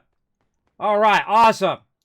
Now, one of the things they're going to do is give you more time to go around and run into stuff. So when you look into your, your rewards, it doesn't automatically just kick you out of the game, which really sucks. Now, the only the only thing I really loot in here is the boss itself, which was over here somewhere. I got to find out where he ended up dying. Over here. And so I usually just loot the boss and see if he's got anything. Now, we weren't able to quite do it because we really need a fourth. That would be real helpful. There we go. Was that him? I don't even remember. Oh, well, if I don't get the loot, I don't get the loot. No big deal. But normally what I do is I hit escape to see what kind of loot. We missed it by 51 seconds. If I had my full crew in here, believe me, we've been wiping this out. So we did it in under 12 minutes, so that's nice. We got to the Paladin rank, but if you do get here, you do have a chance at better items. You go ahead and hit enter, and that's going to go ahead and tell us what loot we're going to get. Radaways, loot. We got a couple legendaries there, but we got no rare rewards because we didn't get up to here, which is typically what gives you your best chance, or actually a guaranteed chance now for a rare reward. And then when I hit escape, it just automatically boots me out of there. So all that loot that I might have went back to go back and go back and get that loot, it now boots me. Right, so now I just missed out on all that loot. If I wanted it, I didn't, so I'm fine. But they are going to change that in the future, by the way, where it's not going to do that. So if you go in and look at your loot and what you got, it will not boot you from the instance until you leave the instance or until the timer runs out. It won't just boot you after you look at your loot. That sucks. That sucks big time. I've had that happen to me accidentally when I first started doing that, and that's a huge bummer. I dropped a bunch of stuff I had on me too. A bunch of just random loot when I died. I forgot to go back and get it, but oh well. Oh well, it's fine. It's fine. All right, let's go ahead and do a battle, everybody. Let's fire it up. To battle! All right, man, we're doing a lot of stuff on stream today. We are having a good time. Let's go ahead and do another battle here. Now, again, we're going to play some Overcooked, so I will be running really long on the stream, probably till about 5 o'clock today. Going to be running for a while. to do this sponsored event as well. So let's go ahead and finish up this battle. Then I'll give much love to my peeps. And then we're going to head out. Over to some overcooked, all you can eat.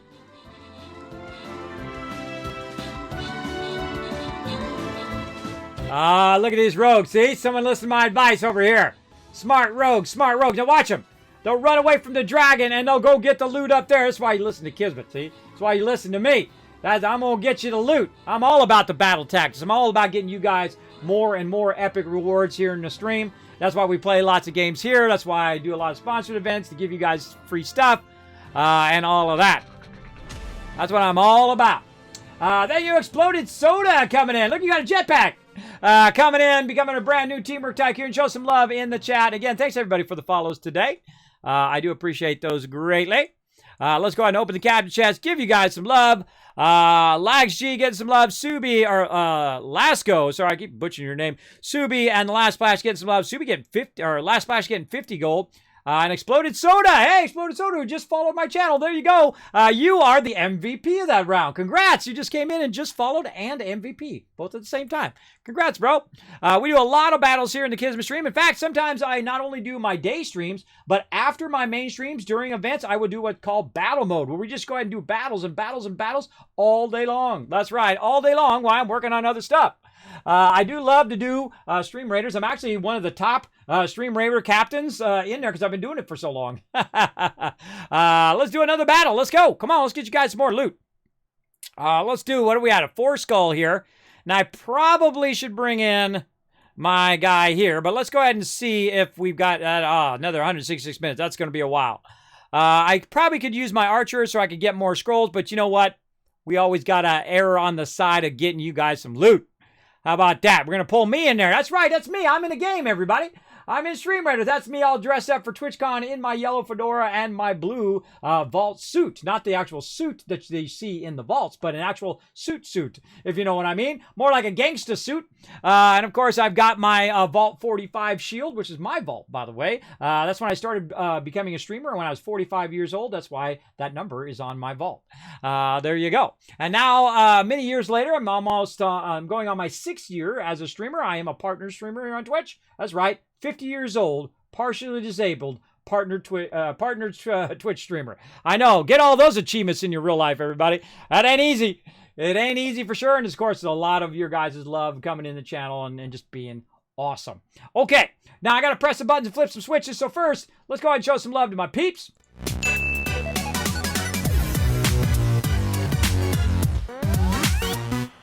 All right. I'm going to show some love for coming in today and joining me for some Fallout 76. Big love to s.p.e.c.i.a.l over there. And big love over here to Evans. Again, I love these emotes. One of my favorite things in the game.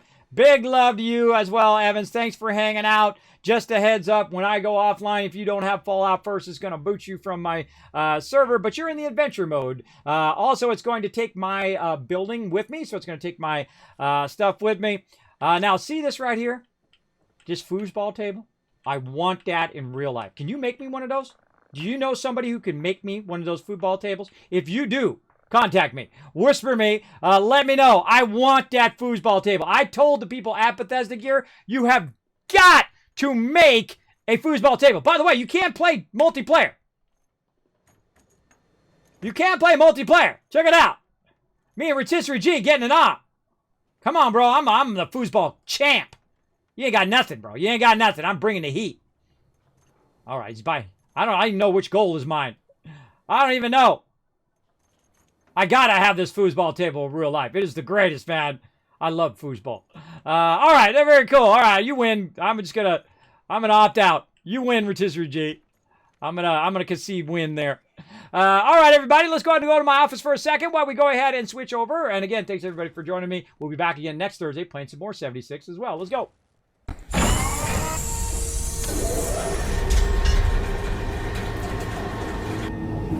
All right, man, I love playing Fallout. It's really fun. I feel like the multiplayer part of it is super, super fun. Now, I'd love to stay in there and try to get that 8 minutes and try to run it again and do that. And normally I would, but I am already running an hour past, as well as I do want to get to this game, which is actually one of my favorite games on the Switch. is called Overcooked. And why do I like it so much? Because I can play with my kids. I have 3 daughters, and we love this game. Now, we don't always play nice because sometimes like, hey, you forgot to do the thing. You did the thing. Sometimes they argue with each other. But we do have a lot of fun playing it. Play with people who aren't too argumentative, I guess. And I'm going to go ahead and fire up my Switch here. So you can see I've got a controller. I got myself a cool, awesome controller. By the way, you want to get this controller? You can actually go onto my website, and I have a link for it on there. I do have a link for everything I have in my studio on my website, kismet.gg, and click right there. You can see everything I have in my studio. All the lights, how I have my, what monitors I have, what cables I have, what systems I use, microphones, everything is on there. Because I get that question a lot. Kismet, what microphone you use? What, what camera, what all of that, what controller are you using, stuff like that. This controller is awesome. I highly recommend it. If you are a Nintendo Switch fan, you do like playing some Horizon Zero Dawn, which is why I got this for my oldest daughter who plays Horizon Zero Dawn. I've never played it. I do own it though, and I've never got around to playing it, but I watch her play and she's really good. She's got some skills, everybody, for sure. Now, let me go ahead and change my stuff real quick here. I'm going to slide over, and we're going to go ahead and play some Overcooked. Let's do it. Hey everybody, Kismet here. Thank you so much for watching this video. Make sure to hit that subscribe button right in the center of the screen. Also, check me out live on twitch.tv/Kismet. I'll see you all next time.